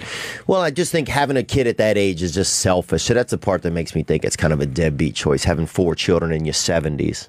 Because it doesn't end well for the kids, you know? It ends well for you. You're doing good. Oh, yeah, man. But it's been I don't believe in that philosophy. It's not fair to the kid. Because I think anyone would love to have a life. So let's say your mom was like a dumpster diver, you know, just mess, but it gave you a life. Right. I think that's fair for the kid. That's a good point. Wouldn't you want to live no matter what? I don't know. Your father was 70. Yeah, man, and it was hard. I mean, it was not fun having a dad that was in his 70s, you know? Watching him every day, you know. But it's all you know. Yeah, and it's not a great upbringing. I have to fight against that every day to like keep my mind positive, because you know, everything you start to learn, you just learn that this guy's leaving the world. You know, that's a dark reality when the first thing you learn is that people that you love are on their way out, you know? When did you realize that you had a really old dad and he didn't have many years? Because at first you probably you had no idea. You were just a kid, you know? Yeah. Bright-eyed and just learning about shit. And then one day you figured out my dad's 40 years older than anybody else's dad. Right. One day it's a dark day when you did the math in your head and like, oh, fuck, this is not going to work out well no matter what. Do you remember that day? I think it was just my grandparents came over one time, and then I realized somehow that my dad was 20 years older than them. And my dad's sister came to visit once, and she was like 90 something. And I was like, what? I was like, this is awkward. So I think around there, it's a good question. I'm gonna think about it. But anyway, this is getting Debbie Downer. So. All right, sorry, Theo. I apologize. Let's talk about something happy like the Buffalo Bills. All right, you saw the scarf. Big win yesterday. Nice win. Yeah. Well, where did you see him? You found a Buffalo Bills bar in New York City? We went over to McFadden's, but it's wall to wall, so they got overflow next door. They got overflow. So and they had the game on over there? We had us one big old Bills party over on 2nd Avenue. Nice. Yeah. I watched Nightmare Before Christmas with my daughter. I missed all the fucking football yesterday. And yeah, I have more than one TV, but it was just me and my daughter in the house yesterday, and she was scared. So I'm like, fuck, I can't watch football. I gotta be a dad and watch this movie with her. She was scared of what? So I missed everything. She's 4. Oh, scared of Trump? Oh, no, they just scream Trump because they don't know any better. That's hilarious, dude. They don't know any better. And I'm like, shh, they could get you killed these days, or at least a good beating. Yeah. They don't believe in Trump or anything. They've heard his name so much just by turning on a TV that they just start chanting Trump around the house. I'm like, whoa, shh. Yeah, it's bizarre. We got Mexican maids. Shut up. Will he stay? You think he'll stay? Will he stay in it? He won't stay in it. There's no way he's going to do the whole job. Yeah. I said that today. I think I don't know. I don't know how this ends. I don't think it's going to end traditionally. I really don't. I think this is going to get really fucking weird. Yeah. It's good, though. I really do. He's not used to working. He's used to hiring people. Yeah. And I'm sure he's doing that right now with his transition team and getting his people together. But he doesn't realize you still have to work your ass off and all the time. And I think he's going to be like, what the fuck am I doing? Right? Yeah. But then his ego's going to get in the way, and he's going to be like, I can't quit, I gotta stay. I don't know. This does not end traditionally. Mark this day that I said this. Dude, hot Some White shit House will be lady, though, going huh? down. Melania. If she ever goes down there. Yeah. She just said today she's staying in New York through the end of the school year. We'll see. We'll see if that ends up being a 6-month run or a 4-year run. I said on the show, Trump is the only guy that goes down to the White House and goes, look at this fucking dump. I don't want to live here. They're trying to show, you see the one video where they show him the view from the Capitol, I think it was Ryan, and he's looking like, really? I'll show you a view. Come on up to Manhattan. He's on like the what, 60th floor or something like that? Yeah, that's awesome. With panoramic views of the entire city. Yeah. He doesn't want to live down there in that tight space.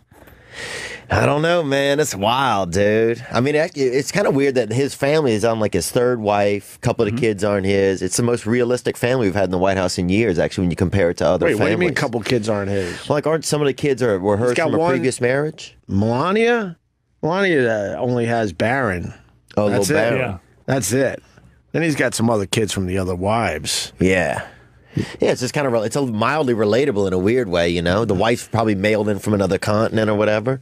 I know a lot of dudes doing that, dude. A lot of guys on the dark internet buying these women from different countries. Mail order stuff. wives. Yeah. Which country wouldn't you want a bride from? Oh, I'd go Vietnamese. I'd eat the ass off that little thing, bro. Bringing it full circle. In a heartbeat. I think the Eastern Europeans will eat you alive. They might. You're looking on the internet like, I'm going to get a mail order bride from one of these Eastern European countries. They come and they just eat you alive. Yeah. I think you need one that doesn't speak good English.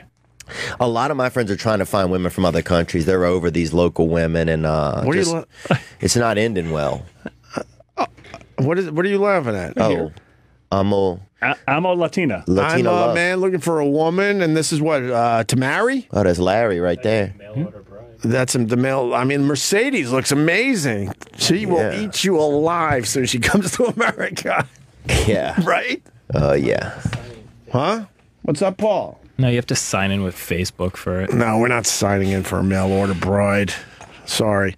Theo, you were talking about masturbation.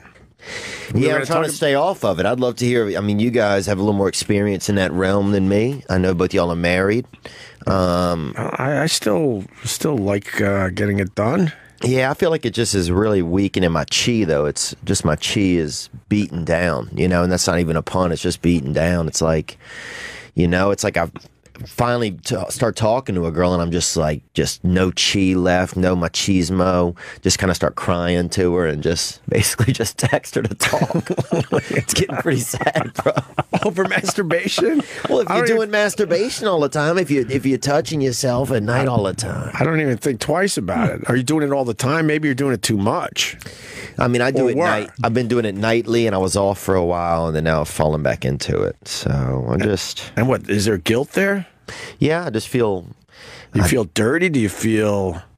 I just feel like I'm better than this. Because it's at a certain point, it's just I just do it out of a habit and out of addiction. Like, right. I don't even really want to do it anymore. I just want to rest or read like a story. But instead, I'm doing masturbation. Buzz, where are you at with this? With your 3 kids listening? Where's the check please button? Where's the check please button? Where are you at with this, Buzz? No, but I really want to know. I want to know, what are these guys doing? Where are you at with this? And how do you stop? How do you I'm not addicted, but how do you get over that? In front of your wife, why don't you explain your masturbation habits? No, in front, Julie. Let's pull up the microphone. We'll get into. Do you want to go check out Times Square right about now? Look, his wife obviously knows what's going on. There's with a parade in town this week. Yes, there is. Watch out for the ISIS. Yeah. Yeah, we saw that on the news last week. Watch out for the ISIS. They're putting pictures of the balloons on the ISIS website. They said that the Thanksgiving Day parade is a perfect target. Bring it on. That's what I say. Bring it on. Yep.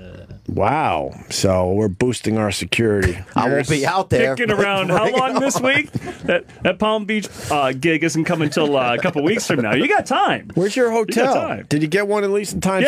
Yeah. Did you get one where Right on 6th? Right on 6th. Oh, that's great. Is the parade going down 6th? Right down 6th. Oh, so you're going to be able to see it right from by your window? Bryant Park. Will you be watching the parade before or after you masturbate? You just won't let go. It's dark times. It's dark times. All right. But how do you get out of it? How do you get back to a real woman if you're doing the masturbation, you know? Well, I mean, I think that's just a little side thing. You know, I don't think you should be focused on masturbating all the time, honestly. Not. But every once in a while, you're like, Buzzy doesn't even want to say a word about this. You got him in a corner. This guy likes to talk too, Theo. Well, what's going on with you, Buzzy? Because I feel like you should be saying something, and you're just not saying nothing. And you're turning red. Yeah, wow. You look like the Bills colors right now. What's going on, It must be a reflection. Do you want a couple guys to call in and say they masturbate? Now's a good time to take call. Wait, is it bad to masturbate if you're married? I never thought twice about it. Get your heart out here, Buzzy. I feel like you're not. I mean, your wife loves you. She's not going to judge you if you say something. The fuck? This is the she's highlight of her trip. for you. What the fuck? You got to share. Theo's talking about his mom winning a perm on the radio. You can at least share. No, I got to open up here. Right. Just say something, dude. Wow.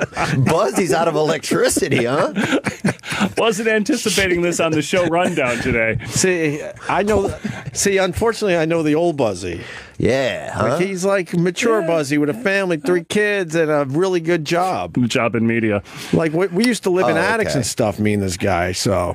Oh, yeah. Well, that's prime area for doing all of that. Used to live in attics with a kerosene heater, no windows. It's probably why I'm not as fucking with it. Could watch the snow come down. Really? Without looking out a window. Oh, yeah. Yeah, the roof had some holes in it. Wow, that's beautiful, man. True story. And the shampoo would freeze. Frozen shampoo in the morning. Well, we looked at the place. We looked at the place when it was like 80 degrees out the beginning of the school year. So you're talking August, early September. You're like, fuck yeah, we could hang out in this attic and live. And then all of a sudden you get that bad winter. Then winter came. Single digits and your shampoo's freezing up. No insulation. No insulation at all. It was a great room in September. It was wonderful, man. The first fucking month we were happening. We had the spot. Dude, I remember that insulation. Remember that pink insulation they used to have in all the buildings? We would have killed for it. Yeah, we would have liked that. Yeah, y'all don't remember. We would have liked that. I remember we found a couple sheets of it when I was young, and we were beating each other with it like it was like a pillow fight. And for like a month we were itching, and this one kid's eyes got all swollen up, and he couldn't even open his eyes for like about 2 weeks. This kid named Nathan. Wonder whatever happened to him. I got to email someone. It's called mesothelioma. Yeah, little Nathan, dude. But I don't think he was going to be much anyway. But we probably curbed whatever abilities he had. He ended up working out by a CVS, I think. Imagine having. I would pay for that pay-per-view insulation fights. Oh, 2 kids beating each other with insulation. I would fucking. Now his lungs don't work anymore. That sounds like a Rochester pastime, actually. I think you just came up with my first bit on the new show, radio bit, insulation wars. Oh, 2 kids beating each other with insulation. I guarantee I can find 2 people to do that. Guarantee. Which way do you turn it? Oh no, you got to go with sheets. Do you hold the whole roll over your head? You got to get like a pillow fight. You got to have as much pink exposed as possible. Yeah, just right across the fucking face. Take out their eyes first, right, bro? Actually, it doesn't work well on the eyes. Are a real problem. That's what I'm saying. And then they can't see as much, and then you go to town with your insulation. I got to check him with little Nathan. He had a bunch of. He's got shards of glass in it, you know. As if it's not enough, they put a little glass in there, you know. Yeah, Jesus. Yeah, that's why that stuff hurts when you touch it. So right into the eyes. You got to touch it against somebody's neck really hard, dude. Yes. Yeah, that insulation, bro. That'd be all right. So yeah, I mean, but when we lived in the attic, I remember going to sleep looking at the stars through my roof. Oh, that's cool, man. And the moon and all that shit. That's and cool. then the snow coming in, like just not a lot though, just like in one stream. Yeah. Popping down on my comforter. Then you had to move your bed, hopefully, to an area of the attic where it didn't have holes. Wow, sounds like a real ladies hangout, huh? I mean, what do we pay for that? Oh man, me and him were always wheeling and dealing. It had to be. Actually, he was always wheeling and dealing, and then I would tag along. Yeah, I like Buzzy, that. I'm going to say that Buzzy was took in care of me more than anyone in my life, probably, in those That was those in the years. $150, $200 a month rent range. Wow. Yeah, we're talking $150, $200. I think the whole house was $800. Really? Between four of us. So for the $150, $200, we split that? Yeah. Four Nice. ways. Nice. To think you guys could have just spent a little bit more and had an enjoyable time.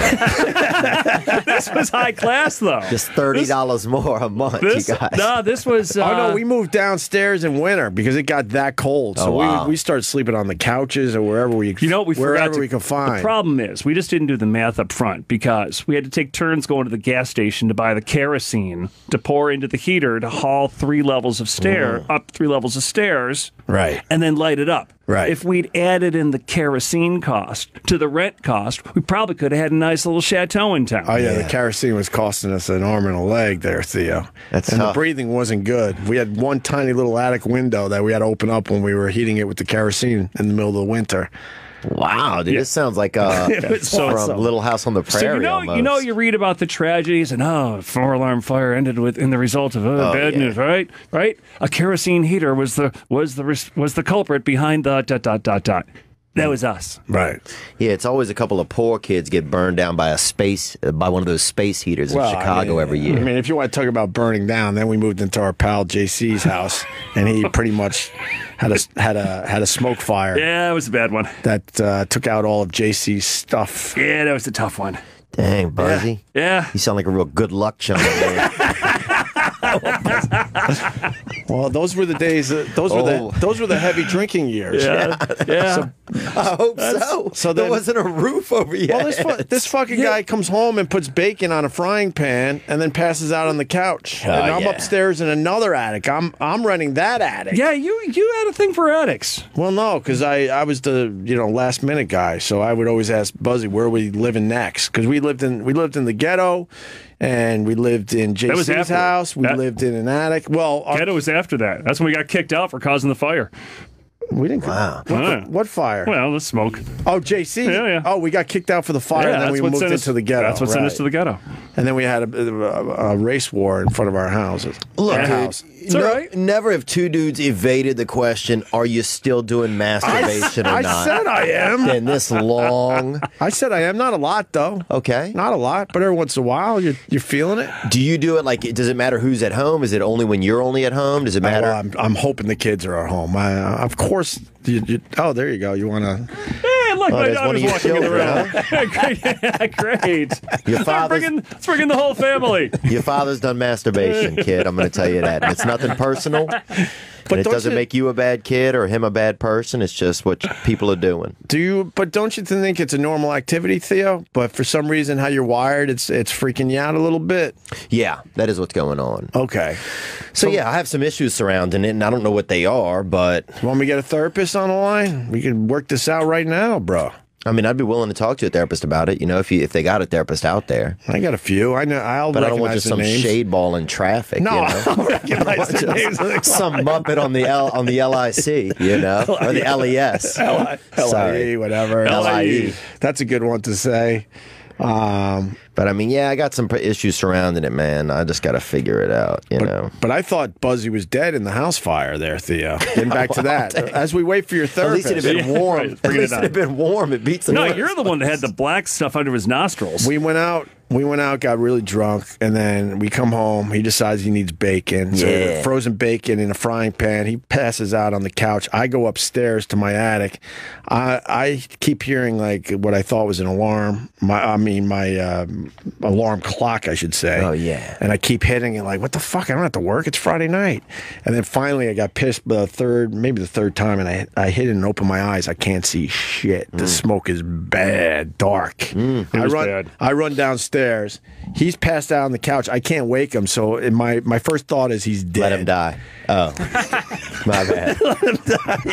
I've always wanted to have a friend that I could kind of save, but then ends up dying. just to have like a lot of that story, you know, and carry their memory on. Yeah, then he wakes up, obviously, and then we're like... We open up every window in the house. Well, he goes to me, we got to get rid of the smoke, and we're good friends, so I'm like, I'll give it a try with you, but we're fucked. It's so obvious. It's dark black smoke. There's a huge ring on the ceiling. Because like Buzzy's got a grilled meats habit. There ain't enough kills in Home Depot to cover that black spot on the ceiling. Wow. The spot was so dark on the ceiling that the house was ready to go up. That's how hot the ceiling was getting. So I'm like, all right, we'll give it a fucking try. We open every window, every door. You remember this? Oh, yeah. And there was fresh snow on the ground. There was so much smoke coming out of the house that all the snow turned gray from the smoke leaving the house. And then the owner of the house, our friend from college, comes rolling up. He wasn't impressed, I'm sure. No, he wasn't real happy. Rolling up. And boy, that was not good. Ah, buddy. So that sent us off to the 19th Ward. How much money did that cost you? You had to get all his clothes dry cleaned. There was some dry cleaning. There was some paint. Paint, dry cleaning, drapes. I'm trying to think if I've had anything that good happen at an establishment. But to think, if you'd have left Buzzy there on the sofa, let's pedal back a second. And what, left him? Well, we could do a soccer memorial every year for him or something. Think about that. I went out. You know? I went outside. We could do a big barbecue, Buzzy's benefit. You know, raise money for his wife. We got one of his kids here. We could have her speak as if he's not even around. Them. This is all pre them. Do you want me to tell your kids a story or two? Back at you, bro. Back at you, bro. I know where you live. They're still impressionable. This is like a dirt bag off. You're gonna have to come back when they would understand. I just want to see Buzzy back here when he's able to like really let loose and just let his girdle down and just really just blow his gut out. Talk to me in retirement. You know? Talk to me in retirement. So this is a business thing. That means his job's going very well. Keeping him down. Yes, it does. That's what that's about there, Theo Von. It means he's giving away a lot of perms. And then our pal calls us up and goes, hey, man, I got a free house in the ghetto. So we went from JC's house that we almost burned down to the ghetto. We went and lived in a group home where they moved out all the residents because it wasn't safe. And they wanted someone in the house so it wouldn't be broken into. And we're like, fuck, we'll do this. Free rent. Free. Do you remember how many months we lasted at that joint? Ooh. Not long, right? 6-9 months. And we threw a huge white man party in the ghetto. Because this house was enormous. We had two huge kitchens, two huge living rooms. We all had 2 or 3 bedrooms each.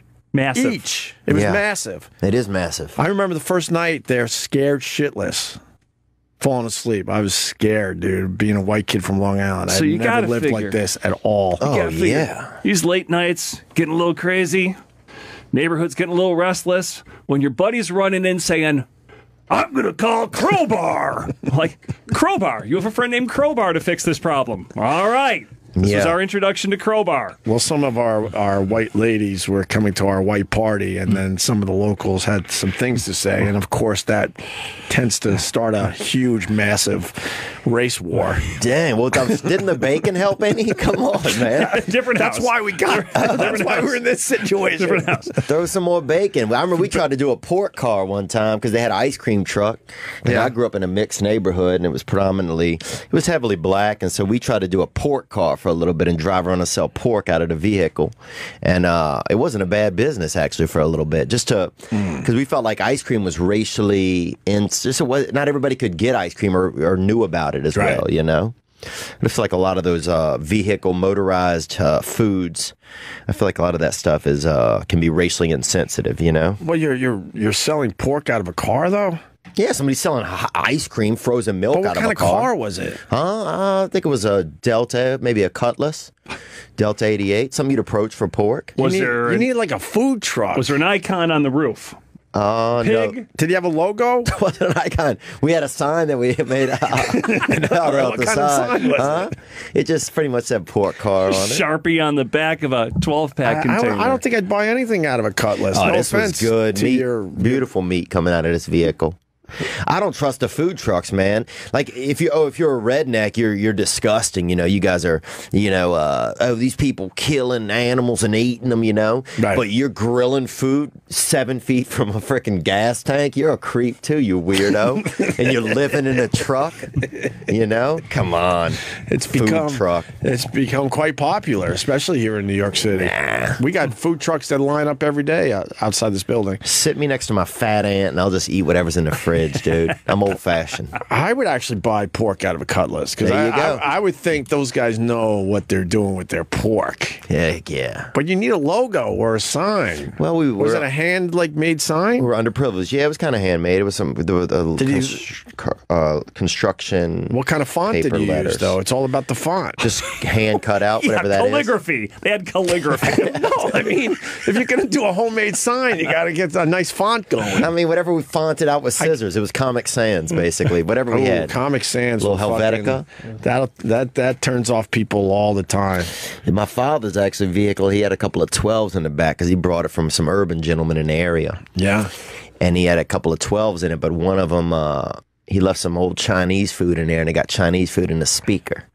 And the food would always rattle around in there because it got real hard, that rice. And it sounded like one of those Jamaican shakers after a while. I was going to say like a maraca. You know? Yeah, like a maraca. All right. So we had one speaker and one real high-powered maraca back there in the back. Nice. And it was pretty cool, man. Real nice. But anyway, that's just life. Where did we go after the ghetto, after we got kicked out of there? Richard Street, right off Monroe Avenue in Rochester. Oh, yeah, that one, we did all right there. You know? Me and Buzzy, for real, how many places did we live? Fred House, Avon Road, JC's house, 19th Ward, Richard Street. Don't forget the summer house with the dead cat. Oh, yeah. Yeah, Mara's house. Yeah, that sounds beautiful. 6 or 7 houses. I love it, dude. 6 or 7. Easily. No, I think it's even more than that, but whatever, 6 or 7. We lived with these girls, and one of them was legit crazy. Oh yeah, one of them's always legit and crazy. Found a dead cat on the road and buried it in the basement of the house we were living in, and the whole house started smelling. Oh, that's bad. Yeah. And she scared the fuck out of us to a point we were all locked. We locked ourselves in a room because we didn't know what she was going to do. And then they took her away, right? And then she came back. She disappeared for a while. And then she came back a month later, and was admitting to us, guys, I'm okay now. Yeah, and we're good. Well, that's good for you, but I'm not taking any more chances. I'm out. We're here for 90 days during the summer session. We're out. Yeah, we just thought this would be a good fucking house to live in. We always had shitty houses because we were wheeling and dealing, man. We had no money. Oh, you guys seem definitely, like it wasn't going well. Actually, no. Here's the problem. Two dudes living in 8 places. We were doing well. That's just it. We were doing well. 12 grand. Sound like a 12 grand with a speech comm degree out of a SUNY school, right. You're rocking. Because you're above the guys that are commission only selling insurance that you went to school See, we're with. the lucky ones because we went for I went for radio, he went for TV. That's why we bonded and became, friends a long time ago. But most of the guys that I did radio with back then and he did TV with, they're doing nothing. We lucked out. Yeah, no, I agree that you guys seem like, like you've done well for yourselves. I'm just saying at the time, it seemed like you guys... we didn't have a plan. You didn't have a plan. You were making some poor choices. Buzzy's sleeping everywhere and freaking grilling up bad bacon at night. Right. At least I'm out there running a ham car and trying to make a little bit of money. See, you get it. Yeah, right. Yeah, I get it. You get it. I just don't see some of y'all's business ventures. I don't see where some of the money was coming in. I think if you came up with a better sign for your pork business out of the Cutlass, I think you guys would have done all right. Yeah. I think you blew it with the homemade sign. Look, man. You should have got your sister or somebody to make the sign. Yeah. Well, she wasn't helping out. A lot of people weren't helping out, dude. One of my friends just texted me and said, Did he just say people don't know what ice cream is? This guy's mad. Oh, a lot of people, and I mean, a lot of people didn't have everybody didn't have the same things. I knew a lot of people didn't have they either had a refrigerator or a freezer. Really? Know? Oh, I knew this one boy. His father actually made him a wooden shirt. I think I told you guys about that one time. A wooden shirt? Yeah, his that's dad one of made him my favorite Theo Von stories. He was an alcoholic, the daddy. He was an Elvis impersonator, actually, which we didn't need. We only had 900 people in town. Who needs an Elvis? You know what I'm saying, dude? Get a job, bro. But he actually was born. He broke his leg, but they set it in cement to fix it. which was a great idea to save money, something you guys probably would have done. But when they broke the cast off, they broke it with like a big sledgehammer and re-broke his leg and hip in about 8 places. Wow, thanks, Doc. So at that point, he kind of had this built-in kind of Elvis Presley kind of wobble. So he went into, that's basically Mother Nature guiding you into an occupation. So he was an Elvis impersonator because he had this wobble in his limp. And then, but he had his son, he was an alcoholic, and he had 4 children. They were Presbyterian. And he made his son a wooden shirt one time, actually around Christmas, around the holidays. And then some kids stole it from him, actually, with crowbars a few months later. Spray painted swastikas on it and made a baby crib out of the wood. That's true. But what were we talking about? But see, nothing that can top that. Yeah, you have to steal the wooden shirt. First of all, I'm not surprised anyone would steal the wooden shirt. I would so steal a wooden shirt, even right now today. If someone walked down that hall with a wooden shirt, I would figure out how to take it off them. And it was plywood too, not even a malleable, not even a teak or something you could get, or balsam you could get in and out of. Right. So but this it helped. This is how it comes full circle, because that family only had a freezer. So that boy ate ice cream, I remember, almost every day, and the bus ride would make him sick from the bus shaking, and he would vomit up on the bus, and then kids would beat him for vomiting. So this wooden shirt... But it didn't hurt. They got bloody knuckles from hitting the wood. Yeah, right. It was a blessing when he got that shirt, because his dad didn't even know what a gift he was giving his son, because he was now able to really protect himself, on these bus rides. Sorry, but maybe the dad knew the whole time, I got to make this kid it's true. A protective clothing. Yeah. Yeah, that's a nice way to think about it, actually. It's pretty true. Maybe so where you come from, there are people that didn't know what ice cream was. I mean, there were people who it was definitely a privilege. It wasn't something you were running around getting. So to drive a truck through a bunch of people that can't afford ice cream and say, come get it. Right. Especially with music going. Yeah. It's right. kind of an asshole move. Get that little Calliope track going. Do you hear that? It's something we can't have. You got the phones lit. And this guy has a question about your pork business. Let me say hi to Jesse in Philadelphia. Jesse. Car, I'll take notes. What's going on, Jesse? Hey guys. I'm just checking to see if Theo had any kind of a business plan or a license to sell shit out of your car. Like, could you just go down to the local purveyor and buy meat and just sell it? Or, I mean, how did you run this business? Well, I'll be honest, my buddy's mom pretty much was overweight and made meat constantly at their house. And she lived off the government. Hair curlers, she put them in, I swear to God, when she was 22, and never took them out, died in them. But she made all the meat, and we just drove it. Her son I don't want to say he was mentally challenged, but he was probably mentally challenged without the documentation. And me and him would ride around, and we would sell the meat. We didn't have a commercial driver's license. He had a driving license or some type of a permit, and we would cut it up and sell it out of the side of the vehicle. We actually had a young other gentleman that did it with us. So that we had 3 people, so 3 workers, no permit. Did you pay any taxes on the shit? Hell no, dude. We probably made about maybe $180, bro. Like, it wasn't. Oh my God. We all had those, not as crazy as that, but we all had our crazy schemes to make a few bucks. Yeah, I think now, and of course we didn't pay taxes. I'd be willing to revisit it and come up with a bigger plan if you know that kind of stuff. Well, you got to get a professional sign, and the Cutlass in this day and age could actually work. Yeah. Yeah, it makes it authentic. I want that gasoline smell around the meat. Right, but back in the day, the Cutlass was a bad move, I'm telling you right now. You needed some kind of bus or something. Yeah. But nowadays, all right, buddy. But now the Cutlass could certainly work. Let's say hi to Andy in Illinois. Andy. Hey, how's it going? We're just fucking around with Theo Von and one of my oldest friends, Buzzy. He likes to be called Jeff, but I don't know what that means. He's an adult. Yes. What do you got, Andy? Hey, I was just curious if the ghetto house was where you were the victim of an attempted rape. Oh, that was Buffalo. That's when I finally had to be a big boy and live without Buzzy. I had to live on my own. How'd that work out for you without your guardian, my man? Buzzy was always the one, man. We would meet. I mean, we worked at the same bar. We were in the same fraternity, and we were both in communications. Same cable station. He gave me his old job at a cable station, even though I didn't know what the fuck I was doing. And he was always finding the places. And at the in between, he'd be like, "Dude, I got the place where we're gonna live next." And then there was always something. There was always something good where we could save some money. No, that was Buffalo. Theo, you know that story? I moved on to Buffalo to do radio, and I was in this place, and I woke up, and there was a black guy with a hoodie, 2 inches from my face, looking at me as I was sleeping.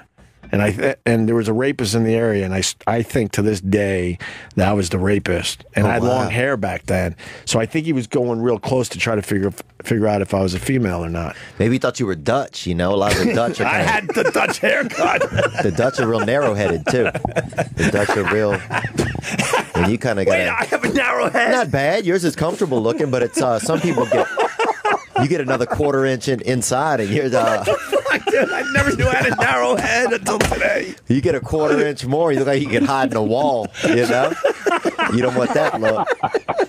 But yeah, I could see that. Maybe you thought you were Dutch. I have a narrow head. It's fucked. Bro, I would tell you if you did. I wouldn't come here that much. All right, okay. I can't hang around. Nobody hangs out around the narrow-headed that much, dude. It's bizarre.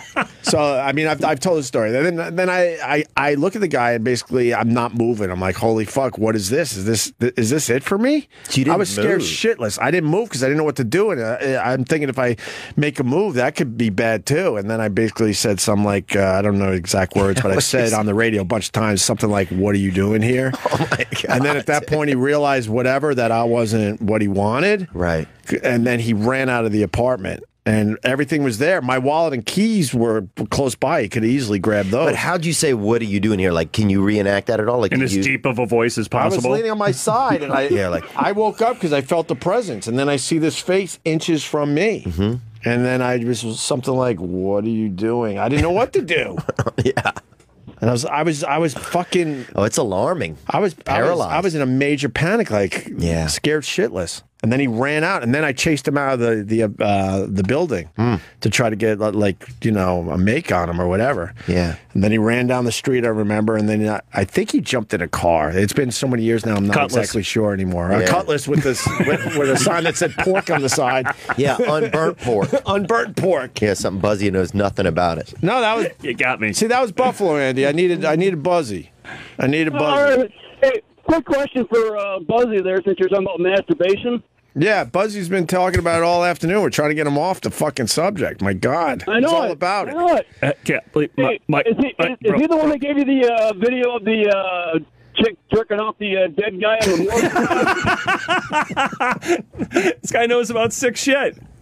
Wow. That's a whole. Buzzy has come up with a whole nother. Yeah, that's okay to talk about around your wife, Buzzy. Wow. But, she knows about sick now shit. I got to tell Theo another story. No, I don't want to know about this story, honestly, because I'm going to think about it. Oh, that's right. He doesn't like this type of thing. Yeah, I'm good. Can I tell you in a way that helps, like just to get the info out there? The info sounds like it's not going to help me. You can be really vague and not use actual. All right, I can be vague. All right. All right. I got to go, Andy. You hit a topic that Theo doesn't want anything to do with, but is a great story. Yes, Andy. All right, talk to you later. Yep. All right, buddy. Because he works in TV. Yeah. This is way before. Oh, this is okay for your job, this combo, huh, Buzzy? This goes way back. This goes way before the internet. This goes back to senior year in college. We had an assignment for a class, and we needed. Are you cleaning this story up for your wife and three kids? Yeah, she knows everything. But he really doesn't like talking about porno or any of that stuff, so you got to be careful, because I promised my friend Theo Vaughn we'd keep it vague. We were talking. Yeah, we had a classroom assignment. It was something about controversial news stories, and we knew a guy. Okay, Ed. we won't say his name. We knew a guy in Rochester. No, that's his real name. Okay. He's not even like changing up his name. Just an Ed. This guy had tapes, bro. So next thing we know, bro. We got a school assignment. Next thing you know, we get a VHS tape delivered by mail, and it's got the Zapruder film. It's got footage of a guy being pulled out of a building with a knife. You gotta be careful. He doesn't want to hear the shit. Yep. Just bad stuff.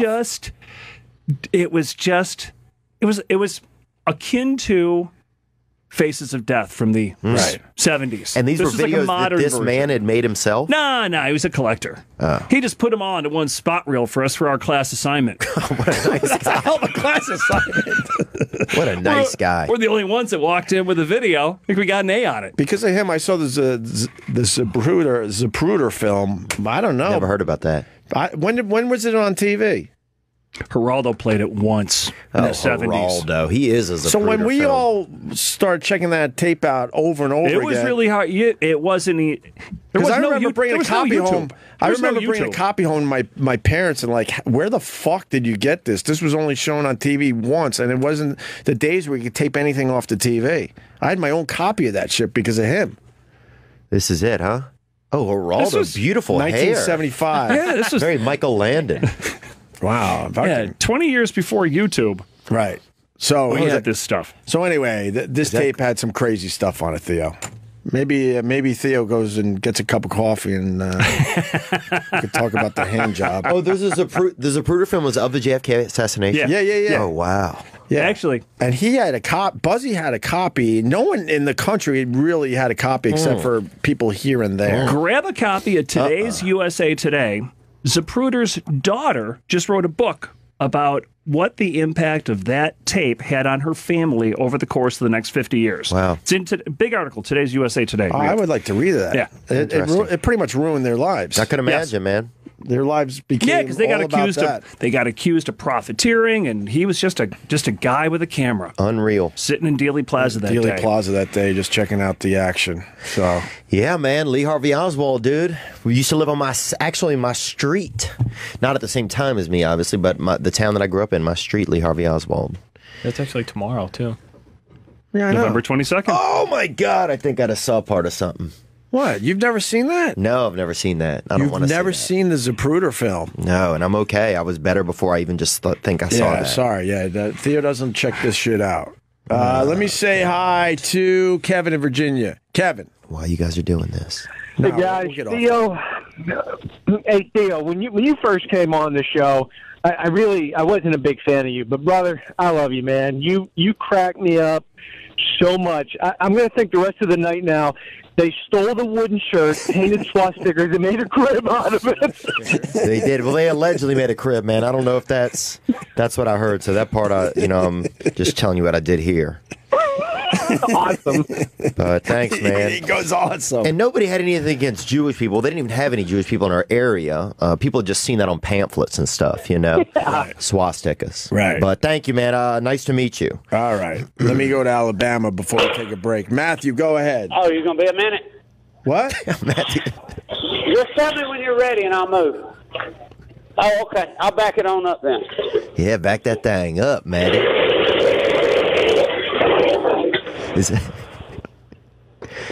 Somebody's starting a ham car business. I know the sound of that. Yo, Matthew.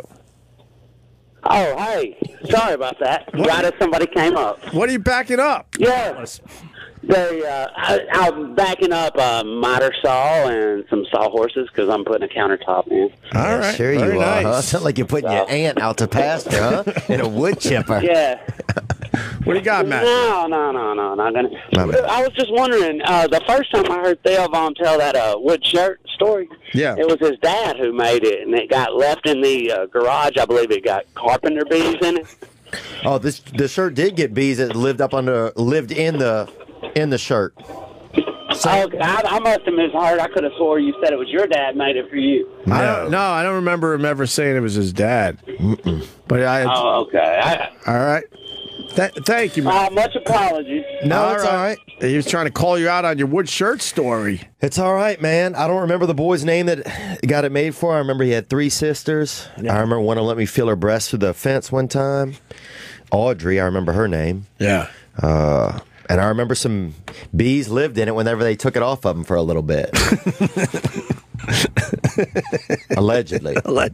You gotta say allegedly, right? I mean, I was a child. I don't have any therapists on the masturbation thing. I don't think that it's a problem as long as it's here and there. But if you're doing it, like, I guess every night, But I'm trying not to do it every night. That's the problem. I'm trying not to do it. So every time you do it, then you're like, fuck, there's all sorts of guilt. Yeah. You can't control it. So I think I probably have a lot of guilt surrounding it, but I feel like it's something, a lot of people probably deal with. Are you dating right now? No, not dating. On purpose? I mean, it's a mix. There's a girl that I like, but she just doesn't want to grow up.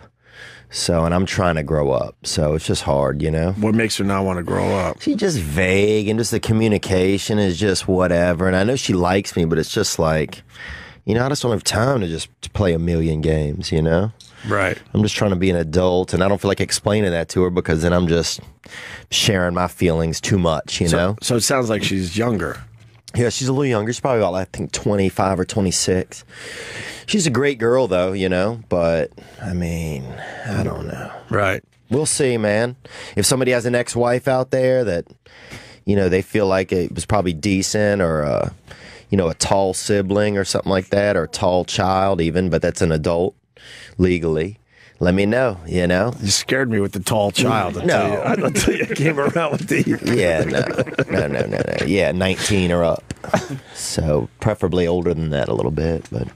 And did you say someone's ex-wife? Yeah, I'll take an ex-wife, man. I'm not, I'll even raise somebody else's child. If you're sick of raising your kid, or you want to get out of the country for a little bit, but the lady seems decent. So you want like an instant family? That's a lot. Well, I'm just willing to take that on. I feel like I can. If you're really in love, then you don't care about the instant family.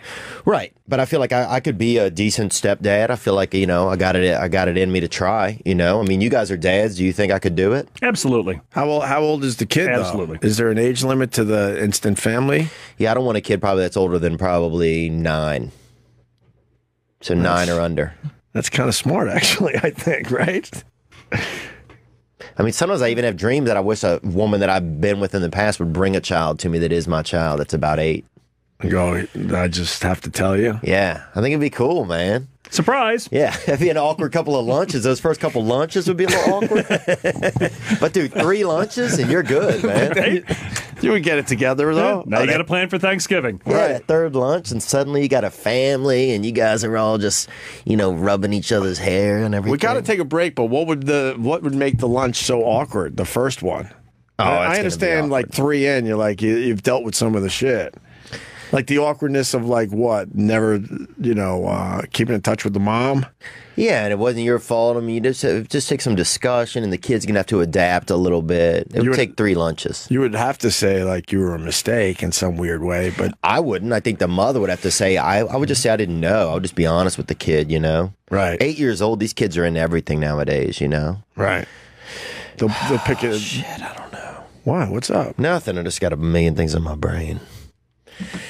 It's just the holidays, man. All right, we're going to talk about the holidays. We're going to take a break. It's a great time of year.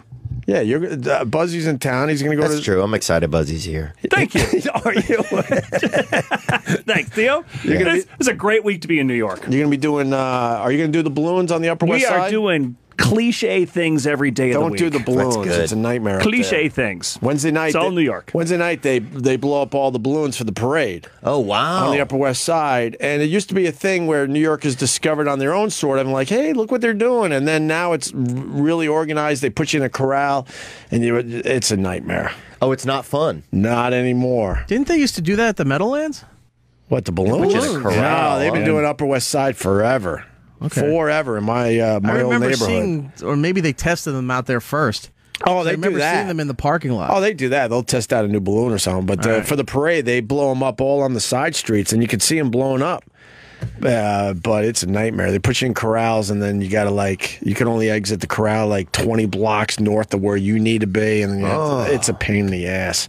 And then you got the rude New Yorkers that are just elbowing you and just being dicks. Yeah. But they said... Someone told me that you should go up there very early Thursday. No one's out because they're all at their families. Then you can wander around and check out all the balloons and the performers warming up before the parade. Little tip for you, Buzzy. Thank you so much, Ope. So if you're up early Thursday, that's what you do. How early, though? That's got to be, 5 a.m.? I don't know. As the sun's coming up, probably. Beautiful time of day. They're probably getting out there. Buzzy is fired up, dude. I'm an early bird. Wow, I like this guy You've now. never seen more energy than this guy. Almost like him now. We would drink all night, and do some other things, you know. Oh, yeah. You guys were living in... And look, bro, two gentlemen living in an attic with snow coming in, waking up with brothers you don't know right in your face. Well, I know what you guys were up to. That was when I was solo. I know what you were up to. No, we always had a household of guys that we were living with. Yeah. A lot of fraternity brothers that needed couches to crash on. Oh, yeah. And a lot of parties. But this guy, 2 hours sleep would be wide awake, cranking Springsteen and cleaning the entire house as I'm upstairs nursing like what I felt like was the worst hangover After of my both life. beers. Huh? After both beers. Yeah, it sounds like you guys have the E Street Band, huh? And the E stood for ecstasy, I bet. Sound like you guys. Buzzy always thought I was a lightweight. We're older than that. My hangovers always sucked. Well, of course, the guy has. They always sucked. The guy has a hangover from being at the dentist a few hours ago. Well, the fucking vibrations, I guess, of the fucking, I don't know. It rattled my brain. And now I'm learning I got a narrow face. Yeah, it's not, but no, it's on par. You're gonna I got to shave the beard because that's making it more narrow. No. Yeah, because it's getting long, so it's making it look like a long face. That's a good way to look at it, but I don't. This beard's gone because I don't want it to be looked at as someone with a narrow face. I'm not even going to be able to go out in public for a while because I think people are going to be staring at it, trying to figure out how narrow it is. All right, E-Rock. E-Rock wants me to break. Theo Von, where are you going to be, buddy? I'll be at the Palm Beach Improv December 9th through 11th. And that's where I'll be. Okay. Florida. And Carl's plug, Mad Cuban's going to be on the Food Network tonight at 8 p.m. There you go. For a reason. All right, without all the sad stuff. The Mad Cuban's for good. Alzheimer's. That's his grandfather. the whole point of the plug. Yeah. They're going to want to see the Mad Cuban on the Food Network at 8 o'clock tonight. Right, for Guys Grocery Games Judges Edition. He's very talented, this Mad Cuban. He's going places. Yes. He's trying to win $30,000 for the Alzheimer's Association. And he does this radio show. He's a natural. Alzheimer's is huge, too, man. We got to help that out, man. We'll figure that one out. Yeah, you think? Yeah, that one we'll figure out. My stepdad has Alzheimer's, and it's getting him. Blows. Buzzy? He's always going to see these mittens on that are taking them off and putting them on. He put them on you, but then he gets alarmed. And wait, he puts mittens on people? Yeah, his own. It's pretty sweet, actually. It's kind of like, but it's Alzheimer's. He's infected with Alzheimer's. That blows. Buzzy, any plugs? Yeah, Statue of Liberty tomorrow. Today's show Wednesday. Chinatown for Thanksgiving on Thursday, and LaGuardia Airport hitting the road going back home to Atlanta on Friday. Thank you so much. When are you going to find time to masturbate within that schedule of yours? As soon as he gets his pension, that's when we'll know. All right, we'll be back. Unbelievable. We'll be back. They're hating on the Green Day. What else are they hating on these days? Hamilton they're hating on. That's such bullshit. Oh, let's do this, Eric. Yeah, voice your opinion. Well, first of all, Green Day, Billy Joel Armstrong arrested and fined $141 for dropping pants at a concert back on this date in 1995. Whatever. Did he show his balls? Probably did. $141. That means that's nothing. Dude, I pay that. That means it's not that impressive when he dropped his pants. That's an embarrassment if you're only being fined $141 after showing your dick and balls.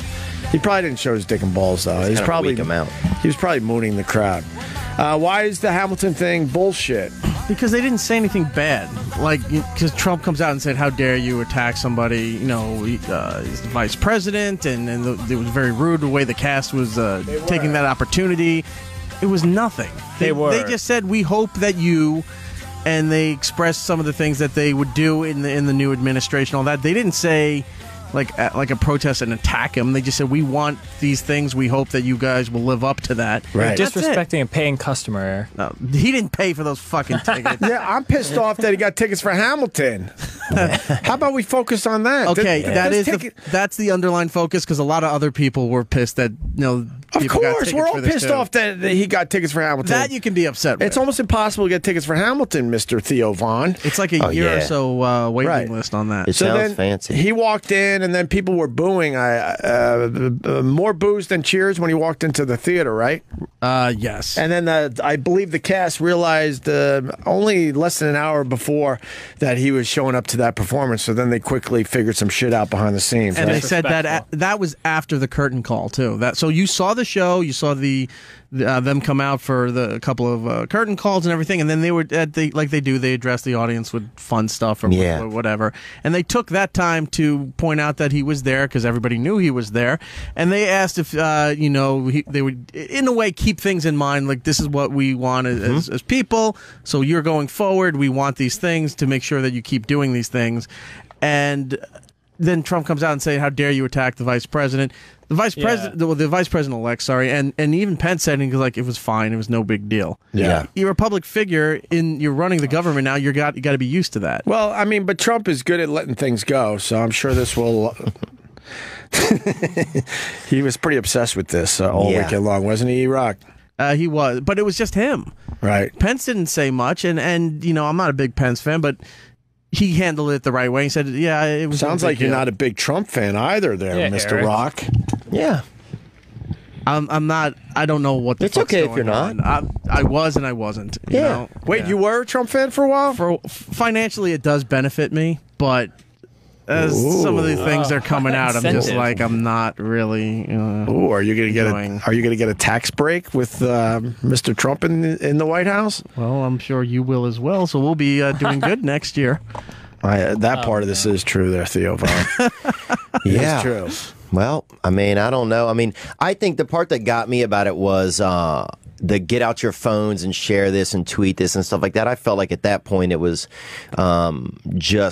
it felt a little bit like self-serving. That's the part that I didn't, that just jarred me. I thought that their message was fine, and if I haven't heard a lot of what Pence has said recently, or Pence, I thought he was a high school football coach. He looks like every high school football coach. Well, basically. He also looks like the senator that's trying to destroy the X-Men in the comic books, and from that old '60s cartoon that everyone loved. 100%, man. Yeah.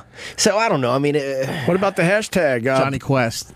Johnny Quest. He looks like the old guy from Johnny Quest. Yeah. Oh my God! Very good pull. I can't think of his name. I know exactly what you're talking about. I don't know. Wow. I know the character. I don't know his name offhand. But that's it. Wow. That's very good. Very good call. That's remarkable. But it's Lego hair. He's got great hair for an adult. He's got great hair, man. For an adult, and I think that's something nice that our country needs to see anyway, especially with a guy like Trump in there. I don't appreciate you saying for an adult. Why can't he just have great hair? Well, look at who the president is. Right.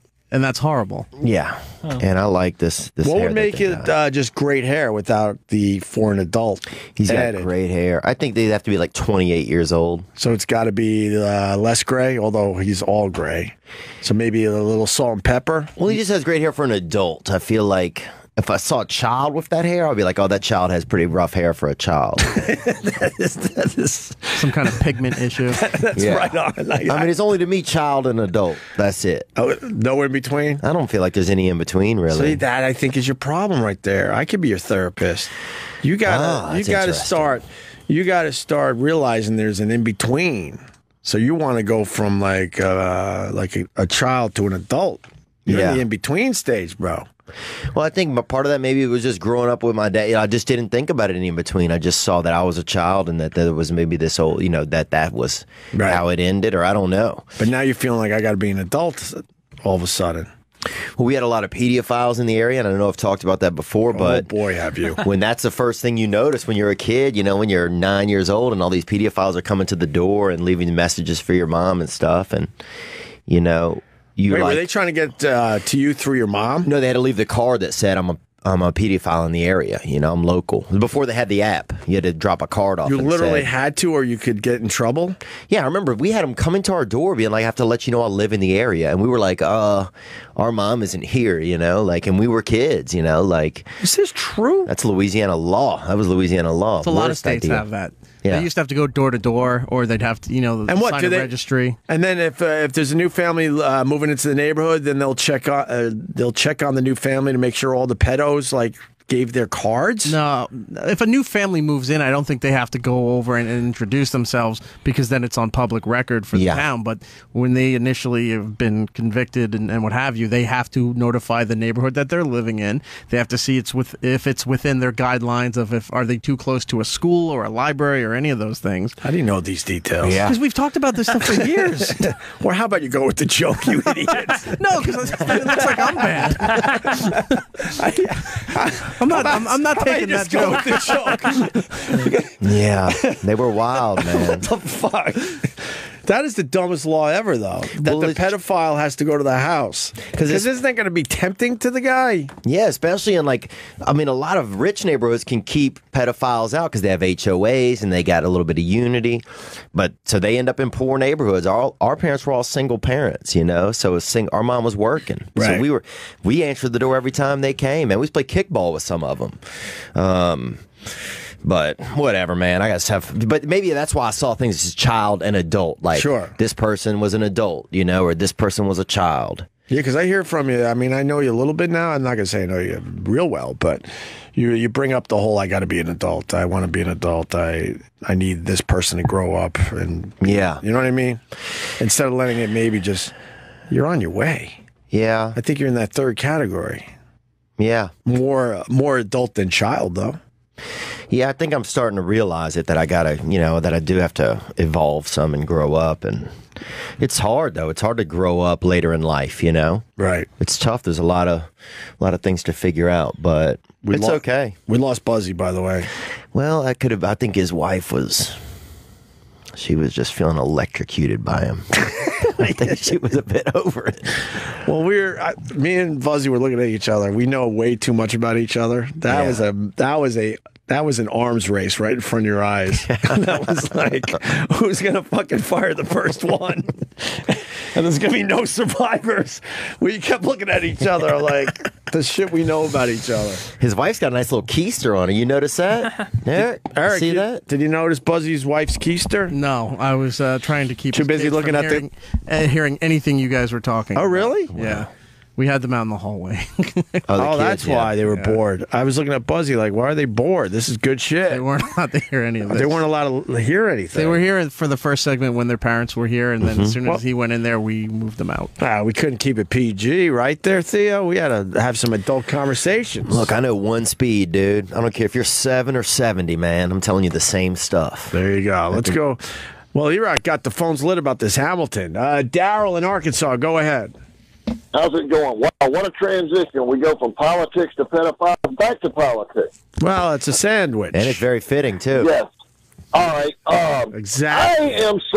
I am somewhat of a talk radio junkie, seeing how I drive a truck.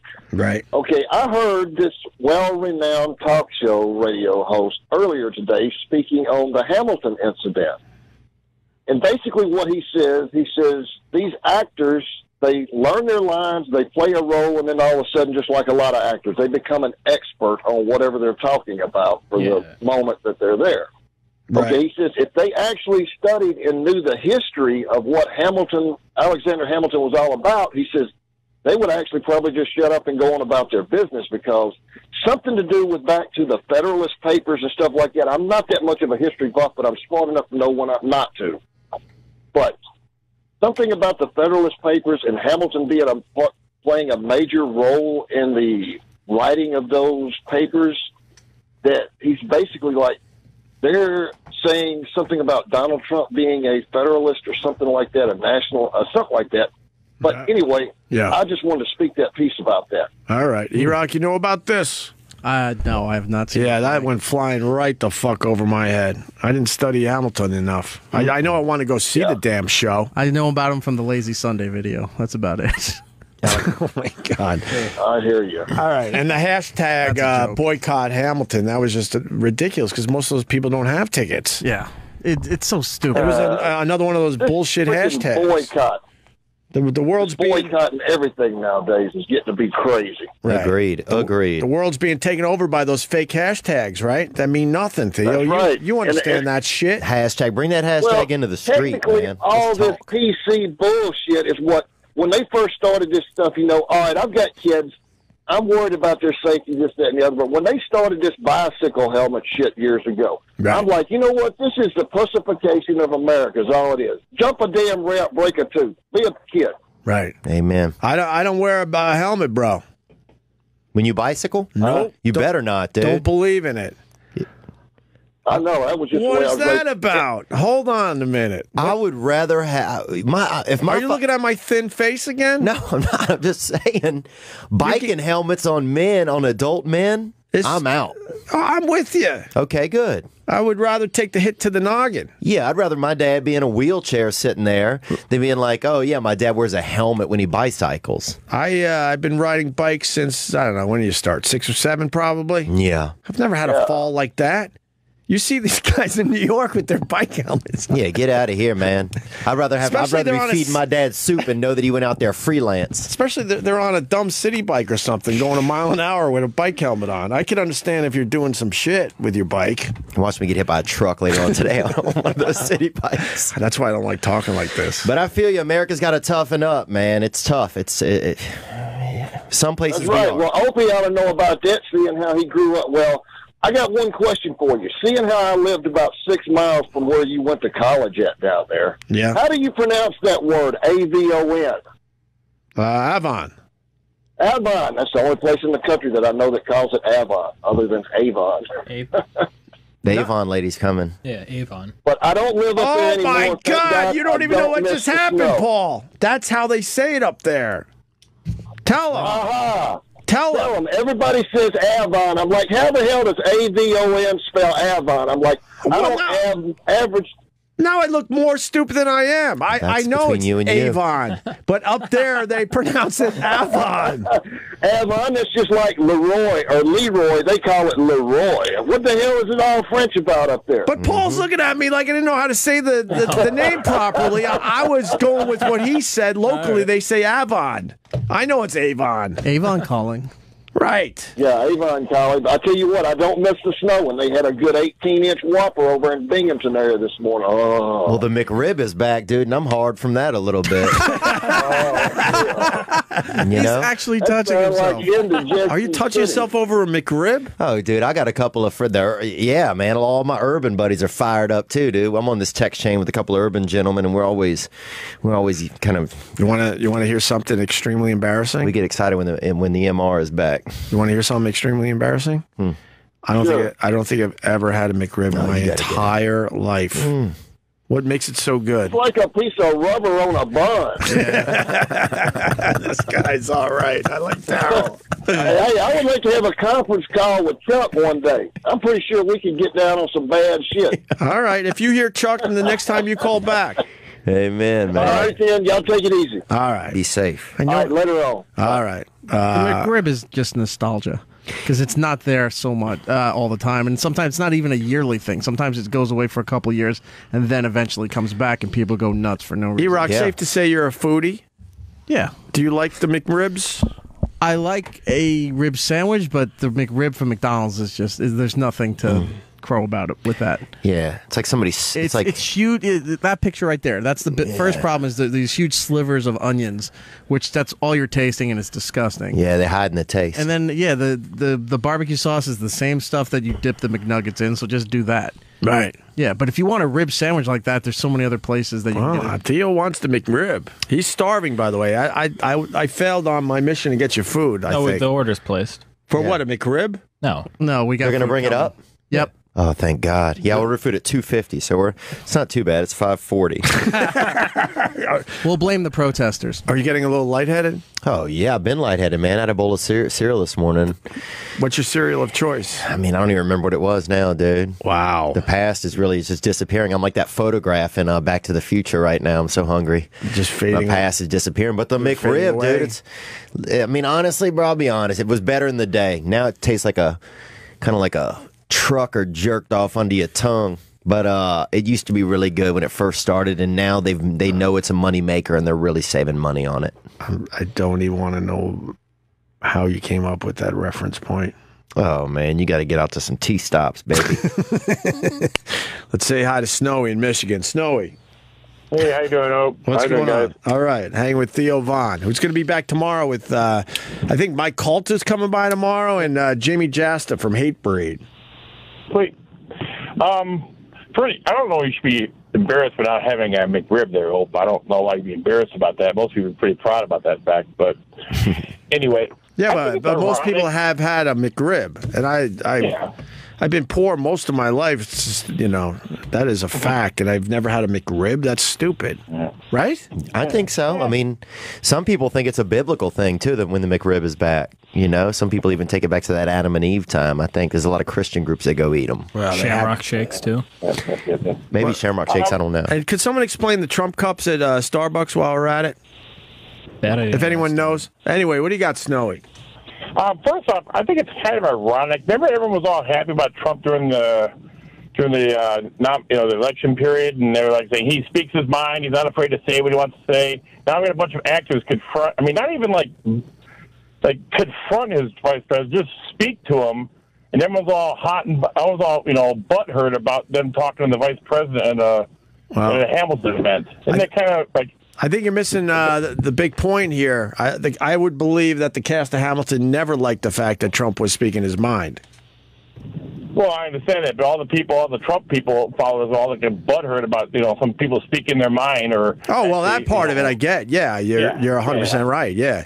Trump basically wants everyone speaking their minds, but when it's speaking their minds about Trump, then there's the problem. That's a good point. Exactly. How dare you confront the vice president? Well, I get that angle, of course. Yeah. But the Hamilton people never would like that Trump was speaking his mind. But the supporters have to deal with a little of that action. Yeah, Trump needs to stay off of Twitter. I mean, it's just it's who knows what it is. That's one of the things that pisses me off about him. He's so thin-skinned as a president. Mm-hmm. Right. You can't have a guy reacting to anybody says anything minorly negative about him is like, wrong. I was like, come on. I mean, wrong. So perfect. That's so true.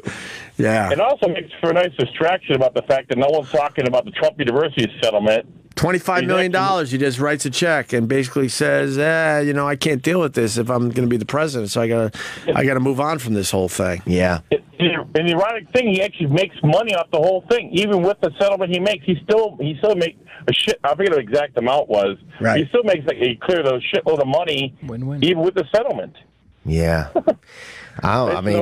Trump University. I kind of wish I had a certificate from there now. It'd be pretty, just kind of cool to have even. Well, but a lot of people got screwed, I guess. What I got from Trump is him trashing us in the press. I got that clipping. That's cool, right? Yeah. I think that's way cool. All right, thank you, Snow. I got to let you go. The phones are lit. I want to get a few more in before we get out of here. So hungry. Great job, man. All right, thanks. Eric's saying a lot of good calls. What do you know about Morgan Spurlock? Well, do you know this? I did not know this. All right, let me go to Morgan. Okay, Ray in Georgia, go ahead. You want to say something about Morgan Spurlock's restaurant that he promoted on this show last week? Yeah, I saw an article where it turned out to be a social experiment. I didn't know if you had worked this over or not, but I'll kill him. When you went in there, you signed a form that said these were industrial chickens that were raised on in a plant. And he basically fools you into thinking you were eating healthy food because everything looked clean and it looked like a barn on the inside, and it was promoted as being all natural. I just saw the article about 30 minutes ago. I'll kill him. We weren't in on his experiment. Morgan Spurlock, who I love, he's been doing my show. It's got to be 15 years now. Wow. He got people to sign releases, but they don't know if he's going to make it part of a documentary or not. So that's about 30 minutes ago I saw it. Oh, my God. And I wanted to call him out because he wasn't serving French fries. Oh, he sold out of chickens. They said he sold out the first day, but it was all basically a gigantic. I'll kill him. I'm in this category. Go up to the headline. Morgan Spurlock defends holy chicken. People shouldn't feel duped. I feel duped. What did he do? Yeah. He came in here saying I'm starting a chicken restaurant. It was a lie? And then he hinted that it would be franchised across America. After you I've known the guy for 15 years. He should have let me in on the bit. After you ate the chicken, he told you it was raised in an industrial plant setting. It wasn't all natural and free range. Right. That you were eating a produced chicken. Was it good chicken? It says Spurlock insists it isn't a hoax and that he wants to build a business. He has no intention of building a business, but he wants to. Yeah, we all want Eric, to. what do you got on this? I'm reading a different article from Canada here, and they're saying that it is not confirmed, and Spurlock has not confirmed that if this is part of another documentary that he's shooting. Do they deliver? That's what I want to know. I'll kill him. Can he say that? Why are you angry with him? I've known him for 15 years. He should have said, "Hey, man, let's do some shit." Oh, you want to do a chicken thing? I'm a huge fan of doing some shit and throwing some pranks out there. Oh, I see what you're saying. But he used us to get the word out for his social experiment. But didn't include you on the actual prank. I knew something was fishy when he told me he wasn't going to have French fries. I'm like, who the hell opens up a chicken restaurant without French fries? Thing in this article said reports a few diners noticed at the restaurant's twists, including table cards explaining that the chickens were raised similarly to industrial chickens, and a sign suggesting a wooden counter would make customers think of cute little farms with barns and other healthy stuff. Oh. So there were disclaimers under the stuff that they were trying to convince people of. So people, either they noticed the disclaimer or not, that they were trying to I don't want to say mislead you, but let you know that you think that it's one way when it's really the other way. And everyone signed releases. There were cameras there, so they don't know what this was for. Are you allowed to say I'll kill him? No. You can, yeah. I'm fucking pissed off. Known the guy forever. I just can't believe that the only options whenever you die are like burial, right? Or cremation. Right. You'd think there'd be more options. I was just thinking about that. Launch into space. Well, what is an option? Space, grilled, battered. Larry's battered. You guys coming? I'd be there in a heartbeat, dude. And some people put their ashes in fireworks, too. Something fancier? Yeah. Put your ashes in fireworks. You could pretty much do anything with the ashes, but what you're saying is do it with the whole body. Yeah, something dip, if you want to be in the ocean, just throw that fucker right in the middle of the ocean, right? Dude, Why does it make it all right if you have the ashes? Dude, they're dipping Samuel in ranch. You guys coming? You should be able to do whatever you want. I just hate a lot of, and hopefully Trump will change some of that. That's one of the things I am kind of hopeful for with him in office is just a little bit more free range when it comes to just regular stuff, I'll tell you this much. Trump is president. I have a little excitement because it's going to be a hell of a ride. It's going to be nuts, man. It's going to be nuts. And it might not work out in my favor, but that ride's going to be crazy to watch. Yeah. I just hope it's not so crazy that it's the end of the world. Yeah, it's like watching some dude bike, but for 4 years with no helmet. That's what it's kind of like. It's like, dude, no helmet. He's got nothing. Along the interstate, it's like, bro, put on a helmet if you're by the interstate, you monster. Oh, this Morgan Spurlock used us, E-Rock. We've known him forever. But he's been duping people. Doesn't he do that? Is he a duper? Not really. He goes undercover and then usually has it reflect himself. He puts himself in the middle of the experiment. This time around, if this is true, it seems like he's putting everyone else as the test subject instead of himself. So basically, he's trying to show the world that if you make the people feel like the animal was raised properly, then you're okay with it, right? Even though it's the same horseshit. Well, that's why people spend more for organic stuff and free-range animals and what have you, and half the time it's not. They just work out some agreement where they can put the label on their product and they can sell it for a lot more. Yeah, it's all the wording and stuff like this. I mean, this is just some of these businesses. It's just about margins. I learned about chickens. Cage-free is bullshit. Yeah. It just means they're not in cages. They're still on top of each other because they shove them all into a barn or whatever. They're in bags, aren't they? They're basically living on top of each other. Just because they're not in cages doesn't mean their lives are that much better. And free range, all that means is there's a little door that opens to the outside where the chickens could get out of the coop or whatever. Oh. But they can't even find it. They can't even get to the door if they're on the other side of the coop to begin with. But as long as they have that, then you could say that your chickens or your eggs are free range or whatever, or your chickens are free range. It's all horseshit, and we all just gobble it up. Oh, okay, I got to buy cage free or free range. Well, we gobble it up, but also at a certain point, is there any credibility? Why don't companies have any credibility? I guess it's just about margin. virgins, man. The fact is, you can't raise the chicken properly. I mean, we love chicken. We eat a shitload of it, and people don't want to know how they're living before it ends up on their plate. Hey, eat Vietnamese, baby. Eat local. That's what I'm doing. Eat that Vietnamese, bruh. Befriend a local Viet. Oh, boy, are we going to have problems with Morgan Spurlock. Oh, I'm watching you. Oh, I'm watching you. He did y'all dirty, huh? Yes, he did us dirty. Morgan Spurlock. Because I had questions, and I'm like, I'm not going to... He was talking about how his restaurant was going to have, like, kale chips. And I'm like, you need French fries.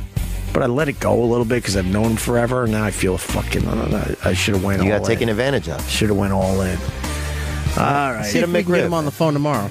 Yeah, let's try to get him on the phone and have him explain himself. Get a McRib, man. More stupid names to pronounce. We don't have time for that. And Trump's Starbucks cup issue. Yeah, we'll get into that tomorrow. I only saw like a little bit of it as I was coming in today. I'm too busy watching that Oak Island, which is driving me insane. Is it a TV show? Dude, don't even start. Is it good or not?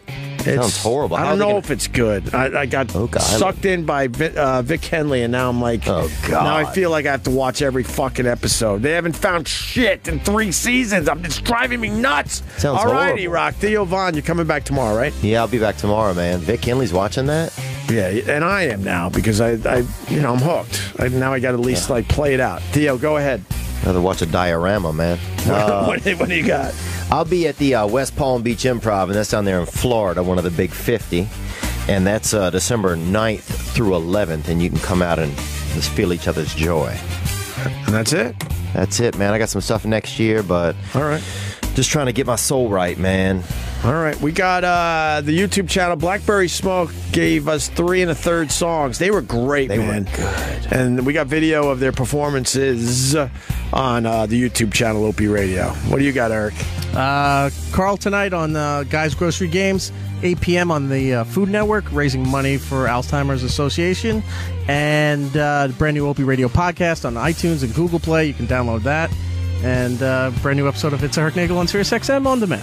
You could say it properly without a shit-eating grin like you're getting away with something. No, I'm just saying it because we're over time. And there goes the music. Oh, wait. Buzzy will be at the Statue of Liberty tomorrow. Okay. All right, bye. See you tomorrow.